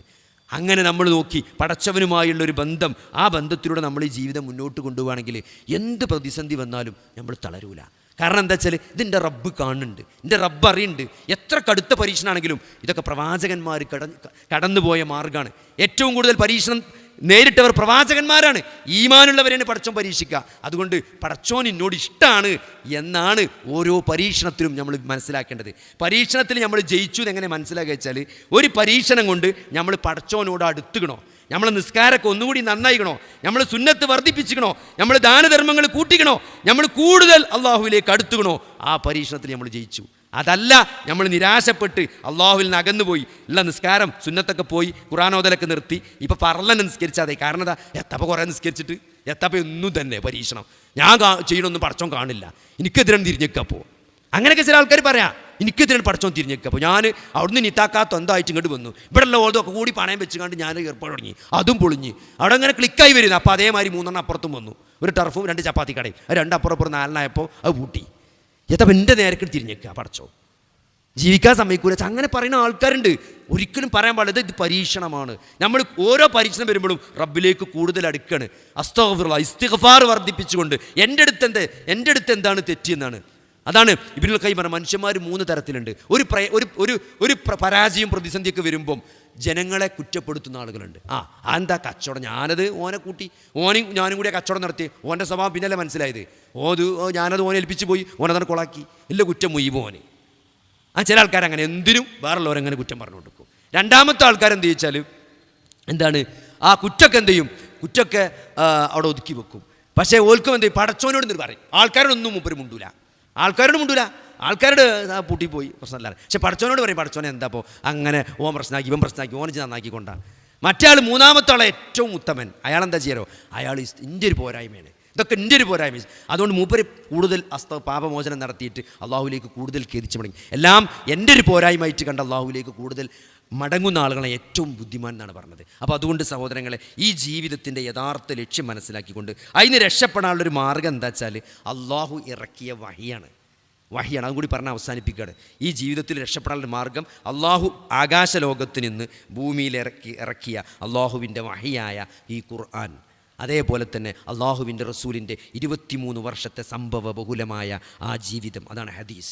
ഈ 2 കാര്യങ്ങളും മുന്നിൽ വെച്ചുകൊണ്ട് അത് പഠിക്കുകയും അത് ജീവിതത്തിൽ പ്രയോഗവൽക്കരിക്കുകയും ചെയ്തുകൊണ്ട് നമ്മൾ ഈ പ്രതിസന്ധിയാകുന്ന ഈ നല്ല എന്താ പറയുക ഓളം വെട്ടുന്ന ഈ ഈ സമുദ്രത്തിലൂടെയുള്ള ഈ യാത്ര, ഈ ഖുർആനും ഹദീസുമാകുന്ന ഈ ഗൈഡൻസിലൂടെ നമ്മൾ മുന്നോട്ട് പോയാൽ തീർച്ചയായും നമ്മൾ അള്ളാഹുവിലേക്ക് എത്തും. അള്ളാഹുവിനെ കണ്ടുമുട്ടുന്ന ജീവിതത്തിൽ ഏറ്റവും വലിയ സന്തോഷം തന്നെ അതാണ്, റബ്ബിനെ കാണുക. കാരണം ഇത്രയും അനുഗ്രഹങ്ങൾ ചെയ്തു തന്ന, നമ്മളെ ഏറ്റവും കൂടുതൽ സ്നേഹിക്കുന്ന, ഒരു ദിവസം നമ്മൾ 17 പ്രാവശ്യം നിരന്തരമായി സംസാരിക്കുന്ന എൻ്റെ ആ റബ്ബിനെ എനിക്കൊന്ന് കാണണം എന്ന ഏറ്റവും വലിയൊരു ആഗ്രഹം, അതാണ് ജീവിതത്തിൻ്റെ ലക്ഷ്യം. ഒരു വിശ്വാസിയുടെ ഏറ്റവും വലിയ ആഗ്രഹം അതാണ്. അത് കാണുക എന്നുള്ളത്, അത് മരിച്ചാണ് ചെന്നാലേ കാണുള്ളൂ. അതിനു വേണ്ടിയുള്ള ഒരു അവസരമാണ് മരണം. ഫർള് നമസ്കാരത്തിന് ശേഷം ആയത്തുൽ കുർസി ഓതുന്ന ഒരാളെ സംബന്ധിച്ചിടത്തോളം അയാളും സ്വർഗം തമ്മിലുള്ള തടസ്സം തന്നെ മരണം മാത്രമാണ്. അപ്പം മരിക്കുക എന്ന് പറഞ്ഞാൽ ഒരു സന്തോഷം ഉണ്ടാകണം. ഫാത്തിമ ബീവി റളിയല്ലാഹു അൻഹ, നബി സല്ലല്ലാഹു അലൈഹി വസല്ലമ ഇങ്ങനെ മരിക്കാൻ കിടക്കുന്ന സന്ദർഭത്തിൽ ഫാത്തിമ ബീവിനോട് പറയുന്നുണ്ട്, ഫാത്തിമ ബീവിൻ്റെ ചെവിയിലൊരു കാര്യം പറയുന്നുണ്ട്. അപ്പോൾ ഫാത്തിമ റളിയല്ലാഹു അൻഹ കരയുന്നതാണ്. പിന്നെന്തോന്ന് പറയും? അപ്പോൾ മരിക്കുന്നു. അപ്പോൾ ഫാത്തിമ ബീവിൻ്റെ മുഖത്ത് ഭയങ്കര സന്തോഷം വരുന്നതാണ്. അങ്ങനെ ആ മരണമൊക്കെ കഴിഞ്ഞ് ആയിഷ റളിയല്ലാഹു ഫാത്തിമ റളിയല്ലാഹുവിനോട് ചോദിക്കുന്നുണ്ട്, എന്തിനാണ് ആ സന്ദർഭത്തിൽ ആദ്യം നിങ്ങൾ നുളോളിച്ചത് എന്തിനാണ്, പിന്നെ നിങ്ങൾ എന്തിനാണ് ചിരിച്ചതെന്ന്. അപ്പോൾ അള്ളാഹുവിൻ്റെ റസൂലിനെ എൻ്റെ വാപ്പ എൻ്റെ ചെവിയിൽ പറഞ്ഞത്, മകളെ ഞാൻ മരിക്കാൻ സമയമായി, ഞാൻ പോവുകയാണ് എന്ന് പറഞ്ഞപ്പോഴാണ് എന്ത് ചെയ്തത്, ഞാൻ നുളോളിച്ചത്. നബി സല്ലല്ലാഹു അലൈഹി വസല്ലം മരിക്കണിയുള്ള സങ്കടം കൊണ്ട് കരഞ്ഞാണ്. എന്തിനാ പിന്നെ ചിരിച്ചത്? കുറച്ച് കഴിഞ്ഞപ്പം ചോദിച്ചു. രണ്ടാമത് നബി എന്തോ ചെവിയിൽ പറഞ്ഞപ്പോൾ ചിരിച്ചു എന്നാണ്. അപ്പോൾ എന്തിനാ ചിരിച്ചു ചോദിച്ചപ്പം, ഞാൻ മരിച്ചിട്ട് പിന്നെ ഈ നബി കുടുംബത്തിൽ ആദ്യമായി മരിക്കുക നീയായിരിക്കും എന്ന് പറഞ്ഞു. നബി മരിച്ച് പിന്നെ അടുത്ത ആൾ ഫാത്തിമയാണ്. അപ്പോഴാണ് ഞാൻ ചിരിച്ചത്. നിങ്ങൾ ആരെങ്കിലും ചെവിയിൽ വന്നിട്ട് നിങ്ങളാണ് അടുത്ത് മരിച്ചാളെന്ന് പറഞ്ഞാൽ നിങ്ങൾ ചിരിച്ച സഹോദരങ്ങളെ? നമുക്കാർക്കെങ്കിലും ചിരി വരുമോ? നിങ്ങൾ മരിച്ചു പോകും, നിങ്ങളാണ് ഞാൻ അടുത്ത ഈ നാട്ടിൽ വെട്ടത്തൂർ അങ്ങാടി ഇനി മരിച്ചാൾ നിങ്ങളാണ് പറഞ്ഞാൽ എന്താ പിന്നെ അവസ്ഥ? പള്ളിക്ക് അങ്ങനെ സുജൂദ് കുത്തിറക്കേണ്ടി വരും. ചിരിച്ചൊക്കെയാണ് ഫാത്തിമ റളിയല്ലാഹു അൻഹ. എന്തുകൊണ്ടാണ്? അതാണ് നമുക്കൊരു വിശ്വാസിക്ക് ജീവിതത്തോടുള്ള കാഴ്ചപ്പാടെന്ന് പറഞ്ഞാൽ. ഇവിടുന്ന് പോകാൻ നേരായി. ഇവിടെ നമ്മൾ ഇങ്ങനെ യാത്രക്കാരൻ്റെ മാതിരി ഇങ്ങനെ നിൽക്കണേ. നമ്മൾ സ്റ്റോപ്പിൽ വണ്ടി കേടന്ന് അങ്ങനെ പുറത്തിറങ്ങിക്കൂലേ, ചൂടെടുത്തിട്ട് ആ നിർത്താണ് ഈ ദുനിയാവിൽ നമ്മൾ നിൽക്കുന്നത്. നമുക്ക് പോകാനുള്ള വണ്ടി വന്നു, അപ്പോൾ ചിരിച്ചിട്ടാണ് പോകാൻ പറ്റണം. അങ്ങനെ പോകാൻ ആർക്കേ പറ്റുള്ളവരോ? ഈ ജീവിതത്തിനപ്പുറത്ത് വലിയൊരു ജീവിതത്തെ സ്വപ്നം കണ്ട് ജീവിക്കണോൽക്ക്, അതിനു വേണ്ടി പണിയെടുക്കുന്നവർക്ക് ആ തൃപ്തി, ആ സംതൃപ്തിയും ആ സന്തോഷമൊക്കെ മുഖത്ത് വരുള്ളൂ. ആ ഒരു ജീവിതത്തിനാണ് ഒരു വിശ്വാസി. ഇതാണ് ഒരു വാപ്പയും മകളും തമ്മിലുള്ള സംഭാഷണം. അതിന് നമുക്ക് കിട്ടേണ്ട മെസ്സേജ് അതാണ്. ആ ഒരു ജീവിതത്തിൻ്റെ പാഠമാണ് ആ വാപ്പ ആ മകൾക്ക് പഠിപ്പിച്ചു കൊടുത്തത്. അതുകൊണ്ടാണ് ഫാത്തിമ നബി കുടുംബത്തിൽ നിന്ന് എന്നോട് ആദ്യമായി വന്നു ചേരുക നീ ആയിരിക്കുമെന്ന് പറഞ്ഞപ്പം ഫാത്തിമ ബീവി ചിരിച്ചത്. അതേപോലെ തന്നെ സഹോദരങ്ങളെ, ആയിഷ ബീവി കരയുണ്ട്. നബി സല്ലല്ലാഹു അലൈഹി വസല്ലമ മരിക്കുന്ന സന്ദർഭത്തിൽ ആയിഷ റളിയല്ലാഹു കരഞ്ഞത് ഭർത്താവ് മരിച്ചോണ്ടല്ല, മാപ്പിള മരിച്ചോണ്ടല്ല സഹോദരങ്ങളെ. അള്ളാഹുവിൻ്റെ റസൂൽ സല്ലല്ലാഹു അലൈഹി വസല്ലമ മരിച്ചപ്പം എന്തിനാണ് ആയിഷ റളിയല്ലാഹു അൻഹ കരഞ്ഞത് എന്ന് പിന്നീട് അവർ പറയുന്നത്, എന്തിനാണ്? ആകാശ ലോകത്തു നിന്ന് ഭൂമിയിലേക്ക് ഇറങ്ങിയിരുന്ന ആ വഹ്യ് നിലച്ചു പോയല്ലോ എന്ന സങ്കടം കൊണ്ടാണ് ഞാൻ കരഞ്ഞത്. കാരണം ഒട്ടേറെ വഹ്യുകൾക്ക് ആയിഷ റളിയല്ലാഹു സാക്ഷിയാണ്. ഒട്ടനവധി ജിബ്രീൽ വന്ന് ഒട്ടനവധി ആയത്തുകൾ ഇറങ്ങിയതിന് ആയിഷ ബീവി സാക്ഷിയാണ്. ഇനി ജിബ്രീൽ വഹ്യുമായിട്ട് ഭൂമിയിലേക്ക് വരൂലല്ലോ, ഈ വഹ്യ് നിലച്ചല്ലോ എന്ന സങ്കടം കൊണ്ടാണ് ആയിഷ ബീവി കരഞ്ഞത്. സഹോദരങ്ങളെ, ആ വഹ്യ് ഇന്നും നമ്മുടെ മുമ്പിലുണ്ട്. ഖുർആനായി, ഹദീസായി, വള്ളിപുള്ളി മാറ്റമില്ലാതെ 1400 വർഷത്തെ ഇസ്ലാമിക പൈതൃകം കൊണ്ട് അത് സംരക്ഷിക്കപ്പെട്ട് നമ്മുടെ മുമ്പിൽ ജീവിക്കുന്ന മാതൃകകളായി ഈ ഖുർആനും ഹദീസും നിലകൊള്ളുകയാണ്. അതുകൊണ്ട് ഇന്ന് നമുക്കത് സ്വീകരിക്കാം, അത് പഠിക്കാം, അതനുസരിച്ച് ജീവിക്കാം. അതനുസരിച്ച് ജീവിക്കുന്ന ഒരു കൂട്ടായ്മയുടെ കൂടെ നിന്നുകൊണ്ട് നമുക്കിത് മറ്റുള്ളവരിലേക്ക് എത്തിക്കാം. അതിൽ ആരൊക്കെ എന്തൊക്കെ പ്രതിസന്ധികൾ തീർത്താലും നമ്മൾ അള്ളാഹുവിൽ തവക്കുൽ ചെയ്തുകൊണ്ട് അള്ളാഹുവിൽ ഭരമേൽപ്പിച്ചുകൊണ്ട് ക്ഷമിച്ചുകൊണ്ട് നമ്മൾ മുന്നോട്ട് പോകും. കാരണം ഇത് അള്ളാഹുവിൻ്റെ ദീനാണ്. ഇതൊരിക്കലും നഷ്ടമില്ലാത്ത കച്ചവടമാണ്. അതുകൊണ്ട് സഹോദരങ്ങളെ, ഈ ദീന് അതിൻ്റെ യഥാർത്ഥ സ്രോതസ്സിൽ നിന്ന് ഖുർആനായി, ഹദീസായി, എങ്ങനെയാണ് നബി സല്ലല്ലാഹു അലൈഹി വസല്ലമ സഹാബികൾക്ക് ഖുർആൻ ഓതിക്കൊടുത്തത്, എങ്ങനെയാണ് ആ ആയത്തുകൾ അവർ പഠിച്ചത്, എങ്ങനെയാണ് അത് ജീവിതത്തിൽ പകർത്തിയത്, എങ്ങനെയാണ് അവർ താബിഈങ്ങൾക്ക് അത് പഠിപ്പിച്ചു കൊടുത്തത്, ഓരോ ആയത്തിനെയും ഹദീസിനെയും എങ്ങനെയാണ് ആദ്യത്തെ 3 നൂറ്റാണ്ടിലെ സഹാബത്തും താബിഈകളുമായ നമ്മുടെ ഇമാമിങ്ങൾ എങ്ങനെയാണ് അതൊക്കെ മനസ്സിലാക്കിയത്. അത് വള്ളി പുള്ളി മാറ്റമില്ലാതെ 1400 വർഷങ്ങൾക്ക് ഇപ്പുറവും അത് കൃത്യമായിട്ട് പഠിപ്പിക്കുകയും പ്രയോഗവൽക്കരിക്കുകയും ചെയ്യുന്ന ഈ ദീനിൻ്റെ ആളുകളായി നമുക്ക് നിലകൊള്ളാം. അള്ളാഹു നമുക്ക് തൗഫീഖ് നൽകുമാറാകട്ടെ. റബ്ബനാ ആതിനാ ഫിദ്ദുനിയാ ഹസനതൻ വഫിൽ ആഖിറതി ഹസനതൻ വഖിനാ അദാബന്നാർ. അല്ലാഹുമ്മ ഗഫിർ ലിൽ മുഅ്മിനീന വൽ മുഅ്മിനാത്ത് വൽ മുസ്ലിമീന വൽ മുസ്ലിമാത്ത്. അല്ലാഹുമ്മ അഇസ്സൽ ഇസ്ലാമ വൽ മുസ്ലിമീൻ വഅദില്ല ശിർക വൽ മുശ്രിക്കീൻ. റബ്ബനാ വലംനാ അൻഫുസനാ വഇല്ലം തഗ്ഫിർ ലനാ വതർഹംനാ ലനകൂനന്ന മിനൽ ഖാസിരീൻ. റബ്ബനാ ഹബ് ലനാ മിൻ അസ്വാജിനാ വദുർരിയാതിനാ ഖുർറത അയുൻ വജ്അൽനാ ലിൽമുത്തഖീന ഇമാമാ. അല്ലാഹുമ്മ അഹ്യിനാ അലൽ കിതാബി വസ്സുന്നah വഅമിത്നാ മഅൽ ഈമാനി വത്തൗബ. തവഫനാ മുസ്ലിമീൻ വഅൽഹിഖ്നാ ബിസ്സാലിഹീൻ. റബ്ബനാ ലാ തുസിഅ ഖുലൂബനാ ബഅദ ഇദ് ഹദൈതനാ വഹബ് ലനാ മിൻ ലദുൻക റഹ്മ ഇന്നക അൻതൽ വഹാബ്. അല്ലാഹുമ്മ യാ മുഖല്ലിബൽ ഖുലൂബ് സബ്ബിത് ഖുലൂബനാ അലാ ദീനിക്. അല്ലാഹുമ്മ യാ മുസർരിഫൽ ഖുലൂബ് സർരിഫ് ഖുലൂബനാ അലാ ത്വാഅതിക്. ആമീൻ ആമീൻ ബിറഹ്മതിക യാ അർഹമർ റഹീമീൻ. അല്ലാഹുമ്മ സ്വല്ലി അലാ മുഹമ്മദിൻ വഅലാ ആലി മുഹമ്മദ് വൽഹംദുലില്ലാഹി റബ്ബിൽ ആലമീൻ.